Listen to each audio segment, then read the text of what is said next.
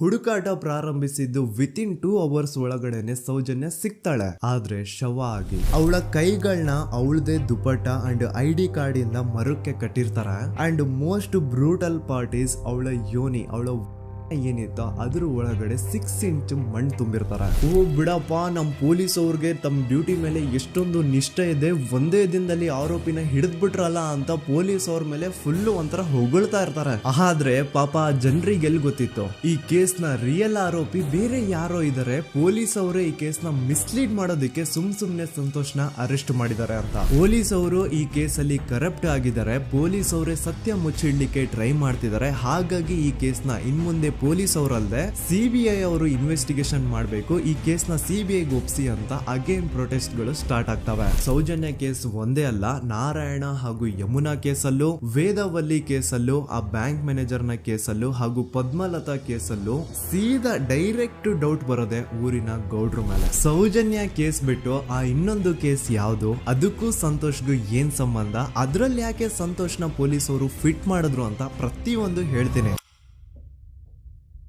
ನಾನು ಈ ಚಾನೆಲ್ ನ ಸ್ಟಾರ್ಟ್ ಮಾಡಿದಾಗಿಂದ one of the most requested video ಬಂದು ಸೌಜನ್ಯ ಕೇಸ್ ಬಗ್ಗೆ. ಸರಿ, ನಮ್ ದೂತ ಸಭೆಯ ಪ್ರಜೆಗಳು ಇಷ್ಟೊಂದು ಕೇಳ್ತಿದಾರಲ್ಲ, ಈ ಒಂದು ಕೇಸ್ ಬಗ್ಗೆ ವಿಡಿಯೋ ಮಾಡುವ ಅಂತ ಸೌಜನ್ಯ ಕೇಸ್ ಬಗ್ಗೆ ನಾನು ರಿಸರ್ಚ್ ಸ್ಟಾರ್ಟ್ ಮಾಡಿದೆ. ಅಂಡ್ ಟ್ರಸ್ಟ್ ಮೀ, ಎಷ್ಟೊಂದು ಕಾಂಪ್ಲೆಕ್ಸ್ ಈ ಒಂದು ಕೇಸ್ ಇದೆ ಅಂತಂದ್ರೆ ನನ್ ತಲೆನೇ ಕೆಟ್ಬಿಡ್ತು. ಬಟ್ ಡೋಂಟ್ ವರಿ, ನಿಮ್ಗಂತೂ ಪ್ರತಿ ಒಂದನ್ನ ತುಂಬಾ ಸಿಂಪಲ್ ಆಗಿ ಅರ್ಥ ಮಾಡಿಸ್ತೇನೆ. ಅನ್ಕೊಳ್ಳಿ, ಒಂದು ಊರು, ಆ ಊರಲ್ಲಿ ಒಂದು ಗೌಡ್ರ ಕುಟುಂಬ ಇದೆ. ಅಂಡ್ ಆ ಗೌಡ್ರ ಕುಟುಂಬ ತುಂಬಾನೇ ಪವರ್ಫುಲ್, ಲೈಕ್ ನಾವು ಮೂವೀಸ್ ಅಲ್ಲಿ ನೋಡ್ತೀವಿ ಹಂಗೆ. ಸೊ ಗೌಡ್ರ ಊರು ಬಂದು ಧರ್ಮಸ್ಥಳ ಅಂತ. ಆ ಒಂದು ಊರಲ್ಲಿ ಇವ್ರಿಗೆ ಸಖತ್ ಕಂಟ್ರೋಲ್ ಇರುತ್ತೆ. ಈವನ್ ಅದೇ ಒಂದು ರೀಜನ್ ಅಲ್ಲಿ ಇರುವಂತಹ ಒಂದು ತುಂಬಾನೇ ಪಾಪ್ಯುಲರ್ ದೇವಸ್ಥಾನನು ಸಹ ಇವರೇ ಕಂಟ್ರೋಲ್ ಮಾಡ್ತಿರ್ತಾರೆ. ಆ ಒಂದು ದೇವಸ್ಥಾನ ಇಂದ ಈ ಗೌಡ್ರ ಕುಟುಂಬಕ್ಕೆ ಎಷ್ಟೊಂದು ದುಡ್ಡು ಬರ್ತಾ ಇರುತ್ತೆ ಅಂತಂದ್ರೆ, ಅದೇ ದುಡ್ಡಲ್ಲಿ ಇವರು ಬೇಜನ್ ಪ್ರೈವೇಟ್ ಪ್ರೈಮರಿ ಅಂಡ್ ಹೈಸ್ಕೂಲ್ಸ್ ನ ಸ್ಥಾಪನೆ ಮಾಡಿರ್ತಾರೆ, ಬೇಜನ್ ಪ್ರೈವೇಟ್ ಮೆಡಿಕಲ್ ಕಾಲೇಜಸ್ ಇರ್ತವೆ, ಅಂಡ್ ಬೇಜನ್ ಪ್ರೈವೇಟ್ ದೊಡ್ಡ ದೊಡ್ಡ ಹಾಸ್ಪಿಟಲ್ಸ್ ಇರ್ತವೆ. ಒಟ್ಟಲ್ಲಿ ಹೇಳ್ಬೇಕು ಅಂತಂದ್ರೆ ದುಡ್ಡಿನ ಸುರಿಮಳೆ ಇವ್ರಿಗೆ. ನೋಡಿ, ನಮ್ಮ ಭಾರತ ದೇಶದಲ್ಲಿ ಒಂದು ಕಾನೂನು ಇದೆ, ದ ರಿಲಿಜಿಯಸ್ ಎಂಡೋಮೆಂಟ್ ಆಕ್ಟ್ 1863 ಅಂತ.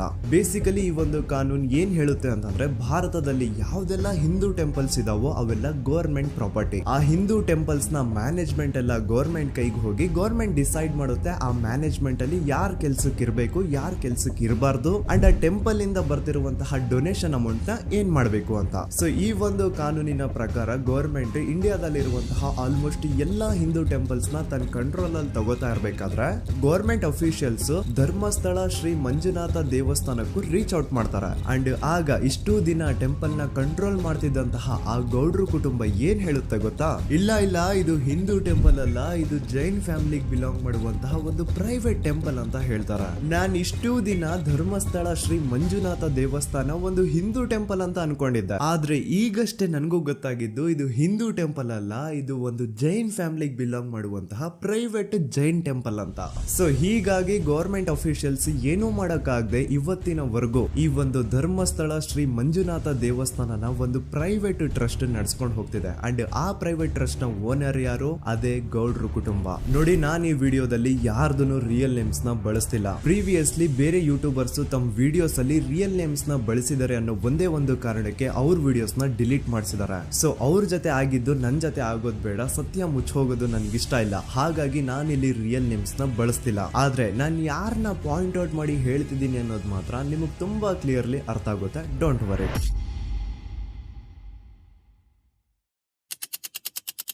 ದಿನಾಂಕ 9/10/2012. A very normal day for everyone except Soujanya. Dharmasthala ಹತ್ರ ಇರುವಂತಹ ಪಂಗಳ್ ಅನ್ನೋ ಒಂದು ಸಣ್ಣ ಹಳ್ಳಿಗೆ ಬಿಲಾಂಗ್ ಮಾಡುವಂತಹ ಸೌಜನ್ಯ ತುಂಬಾನೇ ಒಳ್ಳೆ ಹುಡುಗಿ. SDM ಕಾಲೇಜ್ ಆಫ್ ಉಜ್ರಿಯಲ್ಲಿ 2nd PUC ಓದ್ತಿದ್ದಂತಹ ಇವಳು ತುಂಬಾನೇ ಬ್ರೈಟ್ ಸ್ಟೂಡೆಂಟ್ ಕೂಡ. ಸೊ ಒಂದು ದಿನ ಅಂದ್ರೆ 9 ಅಕ್ಟೋಬರ್ 2012 ಬೆಳಿಗ್ಗೆ 7:30-8 ಗಂಟೆ ಹಾಗೆ ಆಸ್ ಯೂಶುವಲ್ ತನ್ನ ಕಾಲೇಜ್ ಹೋಗೋದಕ್ಕೆ ರೆಡಿ ಆಗ್ತಿರ್ತಾಳೆ. ಅವತ್ತು ಮಂಗಳವಾರದ ದಿನ ಅಂಡ್ ಅವತ್ತು ಲೋಕಲ್ ಫೆಸ್ಟಿವಲ್ ಬೇರೆ ಇರುತ್ತೆ, ಹೊಸ ಅಕ್ಕಿ ಅಂತ. ಈ ಒಂದು ಲೋಕಲ್ ಫೆಸ್ಟಿವಲ್ ದಿನ ಮನೆ ಒಳಗಡೆ ಏನೇ ಅಡುಗೆ ಮಾಡಿದ್ರು ಹೊಸ ಅಕ್ಕಿನೇ ಬಳಸಬೇಕು. ಸೊ ಹೊಸ ಅಕ್ಕಿ ತಂದು ಬ್ರೇಕ್ಫಾಸ್ಟ್ ನ ರೆಡಿ ಮಾಡೋಷ್ಟ್ರಲ್ಲಿ ಸೌಜನ್ಯ ಅವ್ರ ತಾಯಿ ತುಂಬಾ ಲೇಟ್ ಮಾಡ್ತಾರೆ. ಸೊ ಕಾಲೇಜ್ಗೆ ಲೇಟ್ ಆಗ್ತಿದೆ ಅಂತ ಈ ಸೌಜನ್ಯ ಟಿಫಿನ್ ಸಹ ಮಾಡದೆ ಹಾಗೆ ಹೋಗ್ತಾಳೆ. ಅವಳ ತಲೆಯಲ್ಲಿ ಏನಿತ್ತು ಅಂತಂದ್ರೆ, ಹೆಂಗೋ ಇವತ್ತು ಲೋಕಲ್ ಫೆಸ್ಟಿವಲ್ ಬೇರೆ ಇದೆ, ಹಾಗಾಗಿ ಮೇ ಬಿ ಕಾಲೇಜು ಬೇಗ ಬಿಡ್ಬೋದು, ಸೊ ಮಧ್ಯಾಹ್ನ ಡೈರೆಕ್ಟ್ ಮನೆಗೆ ಬಂದು ಊಟ ಬಿಡುವ ಅಂತ ಅವಳು ಅನ್ಕೊಂಡಿರ್ತಾಳೆ. ಆದ್ರೆ ಕಾಲೇಜ್ ಹೋಗಾದ್ಮೇಲೆ ಗೊತ್ತಾಗುತ್ತೆ ಅವತ್ತು ಅವಳಿಗೆ ಸ್ಪೆಷಲ್ ಕ್ಲಾಸಸ್ ಬೇರೆ ಇದೆ ಅಂತ.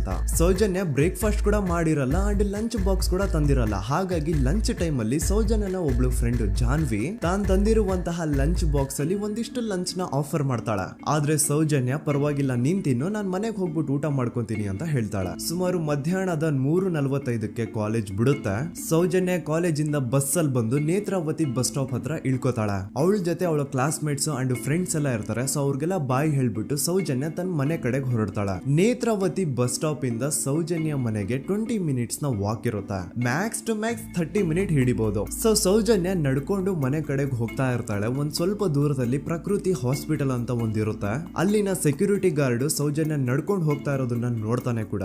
ನಂತರ ಸೌಜನ್ಯ ಒಂದು 10 ನಿಮಿಷ ಹಂಗೆ ಮುಂದೆ ನಡ್ಕೊಂಡು ಹೋಗಾದ್ಮೇಲೆ ಸೌಜನ್ಯಗೆ ತನ್ನ ಮಾವ ಸಿಗ್ತಾರೆ. ಅವರು ಸೌಜನ್ಯನ ನೋಡಿ ಮಾತಾಡಿಸ್ತಾರೆ. ಯಾಕಮ್ಮ ಕಾಲೇಜಿಂದ ಇಷ್ಟು ಲೇಟ್ ಬರ್ತಿದ್ಯಾ ಅಂತ ಕೇಳ್ತಾರೆ. ಆಗ ಸೌಜನ್ಯ ಇಲ್ಲ ಮಾವ, ಕಾಲೇಜಲ್ಲಿ ಸ್ಪೆಷಲ್ ಕ್ಲಾಸ್ ಇತ್ತು ಹಾಗಾಗಿ ಲೇಟ್ ಆಗ್ಬಿಡ್ತು ಅಂತ ಹೇಳಿ ಒಂದೆರಡು ಮಾತಾಡಿಸಿ ನಂತರ ತನ್ನ ಮನೆ ಕಡೆ ತಾನು ಹೊರಡ್ತಾಳೆ. ಈಗ ಆ ಒಂದು ಪಾಯಿಂಟ್ ಇಂದ ಸೌಜನ್ಯಗೆ ತನ್ನ ಮನೆ ಹೋಗ್ಲಿಕ್ಕೆ 10 ನಿಮಿಷ ಬೇಕು. ಮ್ಯಾಕ್ಸ್ ಟು ಮ್ಯಾಕ್ಸ್ 20 ಮಿನಿಟ್ ಅನ್ಕೊಳ್ಳಿ. 3:45ಕ್ಕೆ ಕಾಲೇಜ್ ಬಿಟ್ರೆ ಅರೌಂಡ್ 4:30ಗೆ ಮನೇಲಿ ಇರ್ಬೇಕಾಗಿದ್ದು ಹುಡುಗಿ 6:30-7 ಗಂಟೆ ಆಗಿದ್ರು ಮನೆಗೆ ಸೇರಿರಲ್ಲ. ಸೊ ಮನೇಲಿ ಸೌಜನ್ಯ ಅವ್ರ ತಾಯಿಗೆ ಟೆನ್ಷನ್ ಸ್ಟಾರ್ಟ್ ಆಗುತ್ತೆ. ಏನಪ್ಪಾ ಈ ಹುಡುಗಿ ಎಷ್ಟೊತ್ತಾದ್ರೂ ಇನ್ನು ಮನೆಗ್ ಬಂದಿಲ್ವಲ್ಲ ಅಂತ. ಸೊ ಅವ್ರೇನ್ ಮಾಡ್ತಾರೆ, ಸೌಜನ್ಯ ಅವ್ರ ತಂದೆ ಕಾಲ್ ಮಾಡ್ಬಿಟ್ಟು ರೀ ಹಿಂಗೆ 3:30-4 ಗಂಟೆಗೆ ಕಾಲೇಜಿಂದ ಮನೆಗ್ ಬರ್ತಿದ್ದಿದ್ ನಮ್ ಹುಡುಗಿ ಇವತ್ತು 7 ಗಂಟೆ ಆದ್ರೂ ಇನ್ನು ಮನೆಗ್ ಬಂದಿಲ್ಲ, ನೀವು ಸ್ವಲ್ಪ ಬೇಗ ಮನೆಗ್ ಬಂದು ವಿಚಾರಿಸಿ ಅಂತ ಗಾಬ್ರಿಲಿ ಹೇಳ್ತಾರೆ. ಸರಿ ಅಂತ ಸೌಜನ್ಯ ಅವ್ರ ತಂದೆ ಮನೆಗ್ ಬಂದ್ಬಿಟ್ಟು ಸೌಜನ್ಯನ ಫ್ರೆಂಡ್ಸ್ ಕ್ಲಾಸ್ ಮೇಟ್ಸ್ ಯಾರ್ದೆಲ್ಲ ಅವ್ರ ಹತ್ರ ನಂಬರ್ ಇರುತ್ತೋ ಅವ್ರಿಗೆಲ್ಲ ಕಾಲ್ ಮಾಡ್ಬಿಟ್ಟು ಸೌಜನ್ಯ ಬಗ್ಗೆ ಕೇಳ್ತಾರ.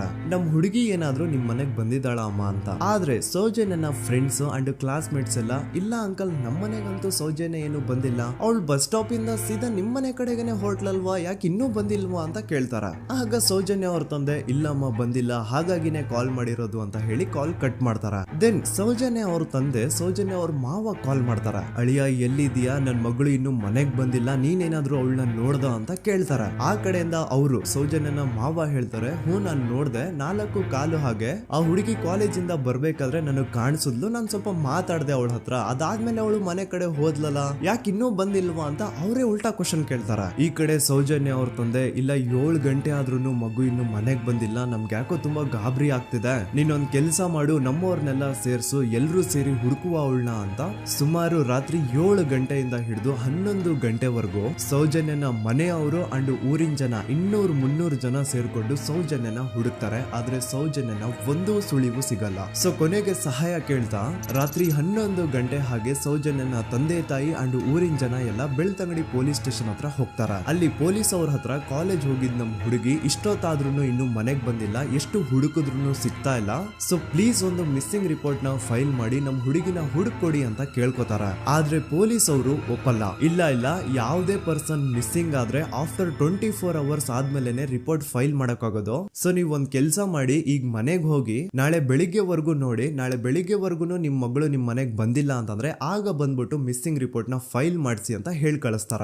ಆಗ ಆಲ್ಮೋಸ್ಟ್ ಮಿಡ್ ನೈಟ್ ಆಗಿರೋದ್ರಿಂದ ಅಂಡ್ ಮಳೆ ಬೇರೆ ತುಂಬಾ ಜೋರಾಗಿ ಬರ್ತಾ ಇರುತ್ತೆ. ಸೊ ಈ ಸಿಚುವೇಶನ್ ಅಲ್ಲಿ ಸೌಜನ್ಯನ ಹುಡುಕ್ಲಿಕ್ಕೆ ಆಗಲ್ಲ. ನಾಳೆ ಬೆಳಿಗ್ಗೆ ಸೇರ್ಕೊಂಡು ಅಗೇನ್ ಎಲ್ರು ಸೌಜನ್ಯನ ಹುಡುಕುವ ಅಂತ ಸೌಜನ್ಯನ ಮನೆಯವರು ಅಂಡ್ ಊರಿನ ಜನ ಎಲ್ರು ತಮ್ಮ ಮನೆಗೆ ಹೋಗ್ಬಿಡ್ತಾರ.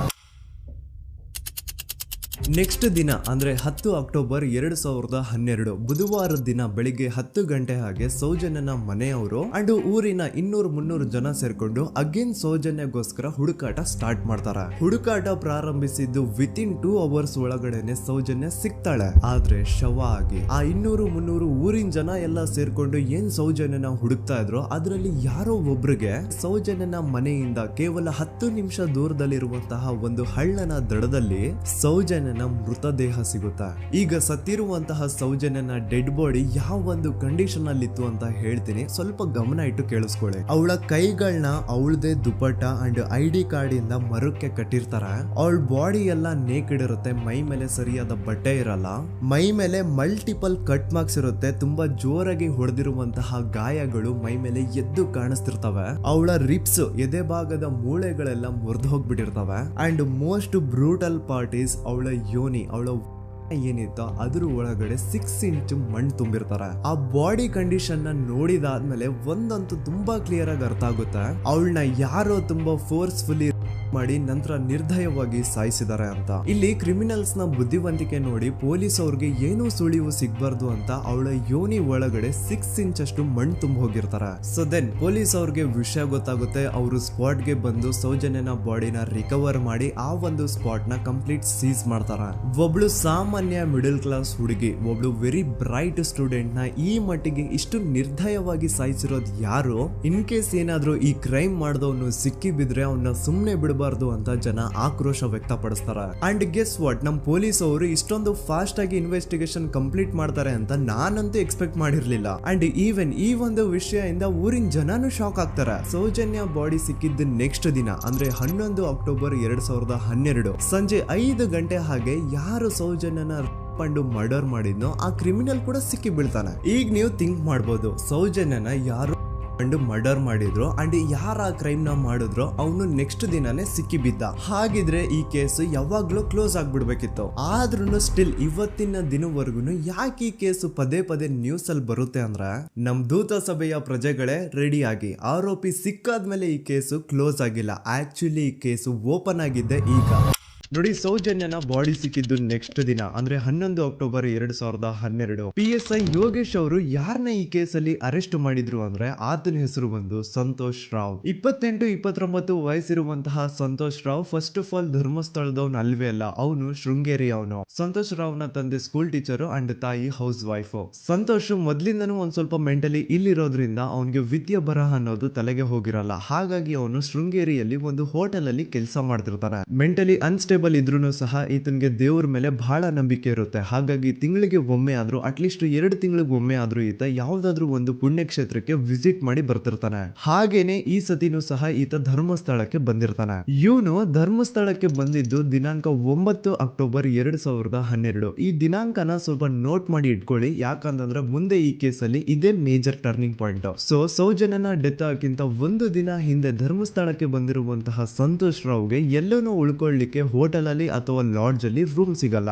ರೀಸನ್ ಇಷ್ಟೇ, ಸಂತೋಷ್ ರಾವ್ ನೋಡ್ಲಿಕ್ಕೆ ಸ್ವಲ್ಪ ಮೆಂಟಲಿ ಅನ್ಸ್ಟೇಬಲ್ ಪರ್ಸನ್ ತರ ಇರ್ತಾನೆ. ಅವನ ಅವತಾರ, ಅವನ ವೇಷಭೂಷಣ ಅಷ್ಟು ಸರಿ ಇರಲ್ಲ. ಹಾಗಾಗಿ ಇವನ್ಗೆ ಯಾವುದೇ ಒಂದು ಹೋಟೆಲ್ ಅಲ್ಲಿ ಅಥವಾ ಲಾಡ್ಜ್ ಅಲ್ಲಿ ಎಲ್ಲಿನೂ ರೂಮ್ ಸಿಗಲ್ಲ. ಸೊ ಉಳ್ಕೊಳ್ಳೋಕೆ ಜಾಗ ಸಿಗದೆ ಇವನೇನ್ ಮಾಡ್ತಾನೆ, ಅಲ್ಲೇ ಹತ್ರದಲ್ಲಿರುವಂತಹ ಬಾಹುಬಲಿ ಬೆಟ್ಟಕ್ಕೆ ಹೋಗಿ ಅಲ್ಲಿರುವಂತಹ ಬಾಹುಬಲಿ ಸ್ಟ್ಯಾಚ್ಯೂ ಹತ್ರನೇ ಆಶ್ರಯ ತಗೊಳ್ತಾನೆ. ಅಂಡ್ 1-2 ದಿನ ಅವನು ಅಲ್ಲೇ ಉಳ್ಕೋತಾನೆ ಕೂಡ. ಡೇ ಟೈಮ್ ಅಲ್ಲಿ ಧರ್ಮಸ್ಥಳಕ್ಕೆ ಬಂದು ಧರ್ಮಸ್ಥಳ ಶ್ರೀ ಮಂಜುನಾಥ ದೇವಸ್ಥಾನದಲ್ಲಿದ್ದು ಅಲ್ಲೇ ಪ್ರಸಾದ ಊಟ ಎಲ್ಲ ಮಾಡಿ ನಂತರ ನೈಟ್ ಆಗ್ತಿದ್ದಂಗೆ ಬಾಹುಬಲಿ ಬೆಟ್ಟಕ್ಕೆ ಹೋಗಿ ಆ ಸ್ಟ್ಯಾಚ್ಯೂ ಹತ್ರನೇ ಮಲ್ಕೊಳ್ತಿರ್ತಾನೆ. ಸೊ ಒಂದು ದಿನ ಅಂದ್ರೆ 11 ಅಕ್ಟೋಬರ್ 2012 ಸಂಜೆ 5 ಗಂಟೆ ಹಾಗೆ ಈ ಸಂತೋಷ್ ರಾವ್ ತನ್ನ ಪಾಡಿಗೆ ತಾನು ಆ ಬೆಟ್ಟದ ಮೇಲೆ ಕೂತ್ಕೊಂಡು ಸೀನರೀಸ್ ನ ಎಂಜಾಯ್ ಮಾಡ್ತಾ ಇರಬೇಕಾದ್ರೆ ಯಾರೋ ಅದೇ ಊರಿನ 5 ಜನ ಕಿಡಿಗೇಡಿಗಳು ಬಂದು ಇವನ ಹತ್ರ ಜಗಳ ತೆಗಿತಾರ. ಈ 5 ಜನ ಯಾರು ಅಂತ ನಂತರ ಹೇಳ್ತೇನೆ. ಸೊ ಈ 5 ಜನ ಕಿಡಿಗೇಡಿಗಳು ಸಂತೋಷ್ ರಾವ್ ಹತ್ರ ಜಗಳ ತೆಗೆದು ಅವನ ಅವಾಚ್ಯ ಶಬ್ದಗಳಿಂದ ಬೈದು ಅವನ್ನ ಹೊಡೆದು, ಅಷ್ಟೇ ಸಾಲದೆ ಆ 5 ಜನ ಸಂತೋಷ್ ರಾವ್ನ ಪೊಲೀಸ್ ಸ್ಟೇಷನ್ಗೆ ಎಳ್ಕೊಂಡ್ ಬಂದು ಇವನು ನಾವು ಬಾಹುಬಲಿ ಬೆಟ್ಟಕ್ಕೆ ಅಂತ ಹೋಗಿದ್ರೆ ಅಲ್ಲಿ ನಮ್ಮ ಮೇಲೆ ಅಟ್ಯಾಕ್ ಮಾಡ್ದ, ಇವ್ನು ನೋಡ್ಲಿಕ್ಕೂ ಸಹ ಒಳ್ಳೆ ಸೈಕೋ ಕಿಲ್ಲರ್ ಇದ್ದಂಗಿದಾನೆ, ನಮ್ಗೆ ಯಾಕೋ ನಿನ್ನೆ ನಮ್ಮೂರಲ್ಲಿ ನಡೆದಿರುವಂತಹ ಘಟನೆ ಆ ಸೌಜನ್ಯನ ಮರ್ಡರ್ ಇವನೇ ಮಾಡಿದಾನೆ ಅಂತ ಡೌಟ್ ಬರ್ತಿದೆ ಅಂತ ಆ 5 ಜನ ಕಿಡಿಗೇಡಿಗಳು ಸಂತೋಷ್ ರಾವ್ನ ಪೊಲೀಸ್ ಅವ್ರ ಹತ್ರ ಹಾಕೊಡ್ತಾರ. ಅಂಡ್ ಪೊಲೀಸ್ ಅವರು ಕೂಡ ಎಂತವ್ರು ನೋಡಿ, ಯಾರೋ 5 ಜನ ಕಿಡಿಗೇಡಿಗಳು ಬಂದು ಇವನೇ ಕೊಲೆ ಮಾಡಿದಾನೆ ಅಂತ ಹೇಳಿದ ತಕ್ಷಣ ಹಿಂದೆ ಮುಂದೆ ಕ್ರಾಸ್ ಚೆಕ್ ಮಾಡದೆ ಸಂತೋಷ್ ರಾವ್ನ ಅರೆಸ್ಟ್ ಮಾಡಿ ಸೌಜನ್ಯ ಕೇಸ್ ನ ಆರೋಪಿ ಸಿಕ್ಕಿದಾನೆ ಅಂತ ಎಲ್ಲಾ ಕಡೆ ಘೋಷಣೆ ಮಾಡ್ಬಿಡ್ತಾರ. ಜನರಿಗೆ ಈ ಕಡೆ ಒಂಥರ ನೆಮ್ಮದಿ, ಓ ಬಿಡಪ್ಪ ನಮ್ ಪೊಲೀಸ್ ಅವ್ರಿಗೆ ತಮ್ಮ ಡ್ಯೂಟಿ ಮೇಲೆ ಎಷ್ಟೊಂದು ನಿಷ್ಠೆ ಇದೆ, ಒಂದೇ ದಿನದಲ್ಲಿ ಆರೋಪಿನ ಹಿಡಿದ್ಬಿಟ್ರ ಅಂತ ಪೊಲೀಸ್ ಅವ್ರ ಮೇಲೆ ಫುಲ್ ಒಂಥರ ಹೊಗಳ್ತಾ ಇರ್ತಾರೆ. ಆದ್ರೆ ಪಾಪ ಜನರಿಗೆ ಎಲ್ಲಿ ಗೊತ್ತಿತ್ತು ಈ ಕೇಸ್ ನ ರಿಯಲ್ ಆರೋಪಿ ಬೇರೆ ಯಾರೋ ಇದಾರೆ, ಪೊಲೀಸ್ ಅವರೇ ಈ ಕೇಸ್ ನ ಮಿಸ್ಲೀಡ್ ಮಾಡೋದಕ್ಕೆ ಸುಮ್ನೆ ಸಂತೋಷ್ ನ ಅರೆಸ್ಟ್ ಮಾಡಿದ್ದಾರೆ ಅಂತ. ಸೊ ಸಂತೋಷ್ ರಾವ್ ಒಂದು ಹುಡುಗಿಯ ರೇಪ್ ಅಂಡ್ ಮರ್ಡರ್ ಕೇಸ್ ಅಲ್ಲಿ ಅರೆಸ್ಟ್ ಆಗಿದ್ದಾನೆ ಅನ್ನೋ ವಿಷಯ ಸಂತೋಷ್ ನ ತಾಯಿಗೆ ಗೊತ್ತಾದಾಗ ಅವ್ರ ಪಾಪ ನೋವಲ್ಲಿ ಕೊರ್ಗಿ ಸಾಯ್ತಾರ. ಅಂಡ್ ಇನ್ನು ಅವ್ರ ತಂದೆ ಒಂದು ಕಡೆ ಪಾಪ ಹೆಂಡತಿನ ಕಳ್ಕೊಂಡಿರುವಂತಹ ನೋವು, ಇನ್ನೊಂದು ಕಡೆ ಮಗ ನೋಡಿದ್ರೆ ಯಾವ್ದೋ ಫಾಲ್ಸ್ ಕೇಸ್ ಅಲ್ಲಿ ಅರೆಸ್ಟ್ ಆಗಿದ್ದಾನೆ. ಈ ಕಡೆ ಕೇಸ್ ನ ಇನ್ವೆಸ್ಟಿಗೇಷನ್ ನಡೀತಾ ಇದೆ. ಅಂಡ್ ಇಲ್ಲಿ ನಾನು PSI ಯೋಗೇಶ್ ಅವ್ರ ಬಗ್ಗೆ ಅಂತೂ ಮೆನ್ಷನ್ ಮಾಡ್ಲೇಬೇಕು. ಈ ಪೊಲೀಸ್ ಆಫೀಸರು ಗೊತ್ತಿದ್ದು ಈ ತಪ್ಪನ ಮಾಡಿದ್ರು ಅಥವಾ ಗೊತ್ತಿಲ್ದೇನೆ ಈ ತಪ್ಪನ ಮಾಡಿದ್ರು ನನ್ಗಂತೂ ಗೊತ್ತಿಲ್ಲ. ಸೊ ಇವ್ರು ಏನ್ ಮಾಡ್ತಾರೆ ಅಂತಂದ್ರೆ, ಸೌಜನ್ಯನ ಬಾಡಿನ ಪೋಸ್ಟ್ ಮಾರ್ಟಮ್ಗೆ ಕಳಿಸಿದಾಗ ಡಾಕ್ಟರ್ಸ್ ಹಂಗೋ ಹಿಂಗೋ ಮಾಡಿ ಇಂದ ಕೆಲವೊಂದು ಸ್ಪರ್ಮ್ ನ ಸ್ಯಾಂಪಲ್ಸ್ ಕಲೆಕ್ಟ್ ಮಾಡ್ತಾರೆ. ಅದನ್ನ ಅವರು PSI ಯೋಗೇಶ್ ಗೆ ಕೊಟ್ಟು ಇದನ್ನ ವಿತಿನ್ 72 ಅವರ್ಸ್ ಒಳಗಡೆ ಇನ್ನೊಂದು ಲ್ಯಾಬ್ ಗೆ ಸಬ್ಮಿಟ್ ಮಾಡಿ ಅಂತ ತುಂಬಾ ಕ್ಲಿಯರ್ ಆಗಿ ಹೇಳ್ತಾರೆ. ಆದ್ರೆ PSI ಯೋಗೇಶ್ ಆ ಸ್ಪರ್ಮ್ ಸ್ಯಾಂಪಲ್ಸ್ ನ ವಿತಿನ್ 72 ಅವರ್ಸ್ ಒಳಗಡೆ ಲ್ಯಾಬ್ ಕಳ್ಸೋದಿರ್ಲಿ, ಅದನ್ನ 12 ದಿನ ಆದ್ಮೇಲೆ ಲ್ಯಾಬ್ ಕಳಿಸ್ತಾರೆ. ಅಷ್ಟೊತ್ತಿಗೆ ಆಲ್ರೆಡಿ ಆ ಸ್ಪರ್ಮ್ ಸ್ಯಾಂಪಲ್ಸ್ ಗೆಲ್ಲ ಫಂಗಸ್ ಹಿಡಿದು ಅದು ಅನ್ಫಿಟ್ ಫಾರ್ ಟೆಸ್ಟಿಂಗ್ ಅಂತ ಬರುತ್ತೆ. ಈಗ ನೀವೇ ಹೇಳಿ, ಎಂತ ಡಂಬೆಸ್ಟ್ ಪರ್ಸನ್ ಪೊಲೀಸ್ ಆಫೀಸರ್ ಆಗಿದ್ರು ಅವನ ಹತ್ರ ಒಂದು ಮರ್ಡರ್ ಕೇಸ್ ಬಂದಾಗ ಅವನ ಹತ್ರ ಇರೋ ಮೇನ್ ಸಾಕ್ಷಿನೇ, ಮೇನ್ ಎವಿಡೆನ್ಸ್ ಆ ಹುಡುಗಿಯ ಕಲೆಕ್ಟ್ ಆಗುವಂತಹ ಸ್ಪರ್ಮ್ ಸ್ಯಾಂಪಲ್ಸ್. ಸೊ ಅದನ್ನ ಮೊದಲು ಲ್ಯಾಬ್ ಕಳಿಸಿ ಅದನ್ನ ಐಡೆಂಟಿಫೈ ಮಾಡೋದು ಪೊಲೀಸ್ ಅವರ ಫಸ್ಟ್ ಡ್ಯೂಟಿ. ಆದ್ರೆ ಇಲ್ಲಿ PSI ಯೋಗೇಶ್ ಅವರು ಇದನ್ನೇ ಮರ್ತು ಹೋದ್ರು ಅಂತ ನೋಡಿ. ಯಾವುದೇ ಒಂದು ಕೇಸ್ ಅಲ್ಲಿ ಪೊಲೀಸ್ ಅವರು ಆದಷ್ಟು ಎವಿಡೆನ್ಸ್ ನ ಕಲೆಕ್ಟ್ ಮಾಡೋದಕ್ಕೆ ಟ್ರೈ ಮಾಡ್ತಾರೆ. ಆದ್ರೆ ಈ ಒಂದು ಕೇಸ್ ಅಲ್ಲಿ ಮಾತ್ರ ಪೊಲೀಸ್ ಅವರು ಎವಿಡೆನ್ಸ್ ನ ಕಲೆಕ್ಟ್ ಮಾಡೋ ಬದಲಾಗಿ ಎವಿಡೆನ್ಸ್ ನ ಡಿಸ್ಟ್ರಾಯ್ ಮಾಡೋದ್ರಲ್ಲಿ ಮುಂದೆ ಇದ್ರು. ಅಷ್ಟೇ ಅಲ್ಲದೆ ಈ ಪೊಲೀಸ್ ಆಫೀಸರ್ ಸೇರ್ಕೊಂಡು ಸಂತೋಷ್ ರಾವ್ಗೆ ಸೆಲ್ ಅಲ್ಲಿ ಎಂತ ಟಾರ್ಚರ್, ಎಂತ ಹಿಂಸೆ ಕೊಡ್ತಾರೆ ಅಂದ್ರೆ ನೆನ್ಸ್ಕೊಂಡ್ರೆ ಮೈ ಜುಮ್ ಅನ್ನುತ್ತಾ. ಹೊಡಿಯೋದು, ಕೆಟ್ಟದಾಗ ಬೈಯೋದು, ಇದೆಲ್ಲ common. Most brutal parties Santosh ರಾವ್ನ ಪ್ಯಾಂಟ್ ಬಿಚ್ಚಿ ಅವನ ಪ್ರೈವೇಟ್ ಪಾರ್ಟ್ ಮೇಲೆ ಬಿಸಿ ಬಿಸಿ ಕುದೀತಾ ಇರುವಂತಹ ನೀರ್ ಚಲ್ತಾರ. ಈ ಕ್ರೈಮ್ ನೀನೇ ಮಾಡಿದ್ಯಾ ಅಂತ ಒಪ್ಕೋ, ಇಲ್ಲ ಅಂತಂದ್ರೆ ನಿನ್ನ ಸೆಲ್ ಒಳಗಡೆನೆ ಸಾಯಿಸ್ಬಿಡ್ತೀವಿ, ನಿನ್ನ ತಂದೆ ತಾಯಿ ಎಲ್ರು ಸಾಯಿಸ್ಬಿಡ್ತೀವಿ ಅಂತ ಬ್ಲಾಕ್ ಮೇಲ್ ಮಾಡ್ತಾರ. ನೋಡಿ, ಸಂತೋಷ್ ರಾವ್ ಜಾಗದಲ್ಲಿ ನನ್ನಂತ ನಿಮ್ಮಂತ ನಾರ್ಮಲ್ ಪರ್ಸನ್ ಯಾರಾದ್ರೂ ಇದ್ದಿದ್ರೆ ಪೊಲೀಸ್ ಅವರು ಕೊಡ್ತಿರುವಂತಹ ಹಿಂಸೆನ ತಡ್ಕೊಳಕ್ಕಾಗದೆ ಆ ಕ್ರೈಮ್ ಮಾಡಿಲ್ಲ ಅಂದ್ರೂ ಮಾಡಿದೀನಿ ಅಂತ ಒಪ್ಕೊಬಿಡ್ತಾ ಇದ್ವಿ. ಆದ್ರೆ ಸಂತೋಷ್ ರಾವ್ ಮೆಂಟಲಿ ಇಲ್ಲಿರೋದೇ ಅವನ್ಗೆ ಅಡ್ವಾಂಟೇಜ್ ಆಗೋಯ್ತು. ಪೊಲೀಸ್ಗಳು ಸಂತೋಷ್ ರಾವ್ಗೆ ಎಷ್ಟೇ ಹೊಡೆದ್ರು, ಎಷ್ಟೇ ಬೈದ್ರು, ಎಷ್ಟೇ ಬ್ಲಾಕ್ ಮೇಲ್ ಮಾಡಿದ್ರು ಸಂತೋಷ್ ರಾವ್ ಬಾಯಲ್ಲಿ ನಾನ್ ಈ ಕ್ರೈಮ್ ನ ಮಾಡಿಲ್ಲ ಅಂತಾನೆ ಬರುತ್ತೆ ಹೊರತು ಆ ಕ್ರೈಮ್ ನ ಅವನು ಒಪ್ಕೊಳ್ಳೋದೇ ಇಲ್ಲ. ದೆನ್ ಕೋರ್ಟ್ ಟ್ರಯಲ್ಸ್ ಸ್ಟಾರ್ಟ್ ಆಗುತ್ತೆ. ಈ ಕ್ರೈಮ್ ನ ಸಂತೋಷೇ ಮಾಡಿದಾನೆ ಅಂತ ಸೌಜನ್ಯ ಕಡೆಯ ಲಾಯರ್ ವಾದ ಮಾಡ್ತಾನೆ.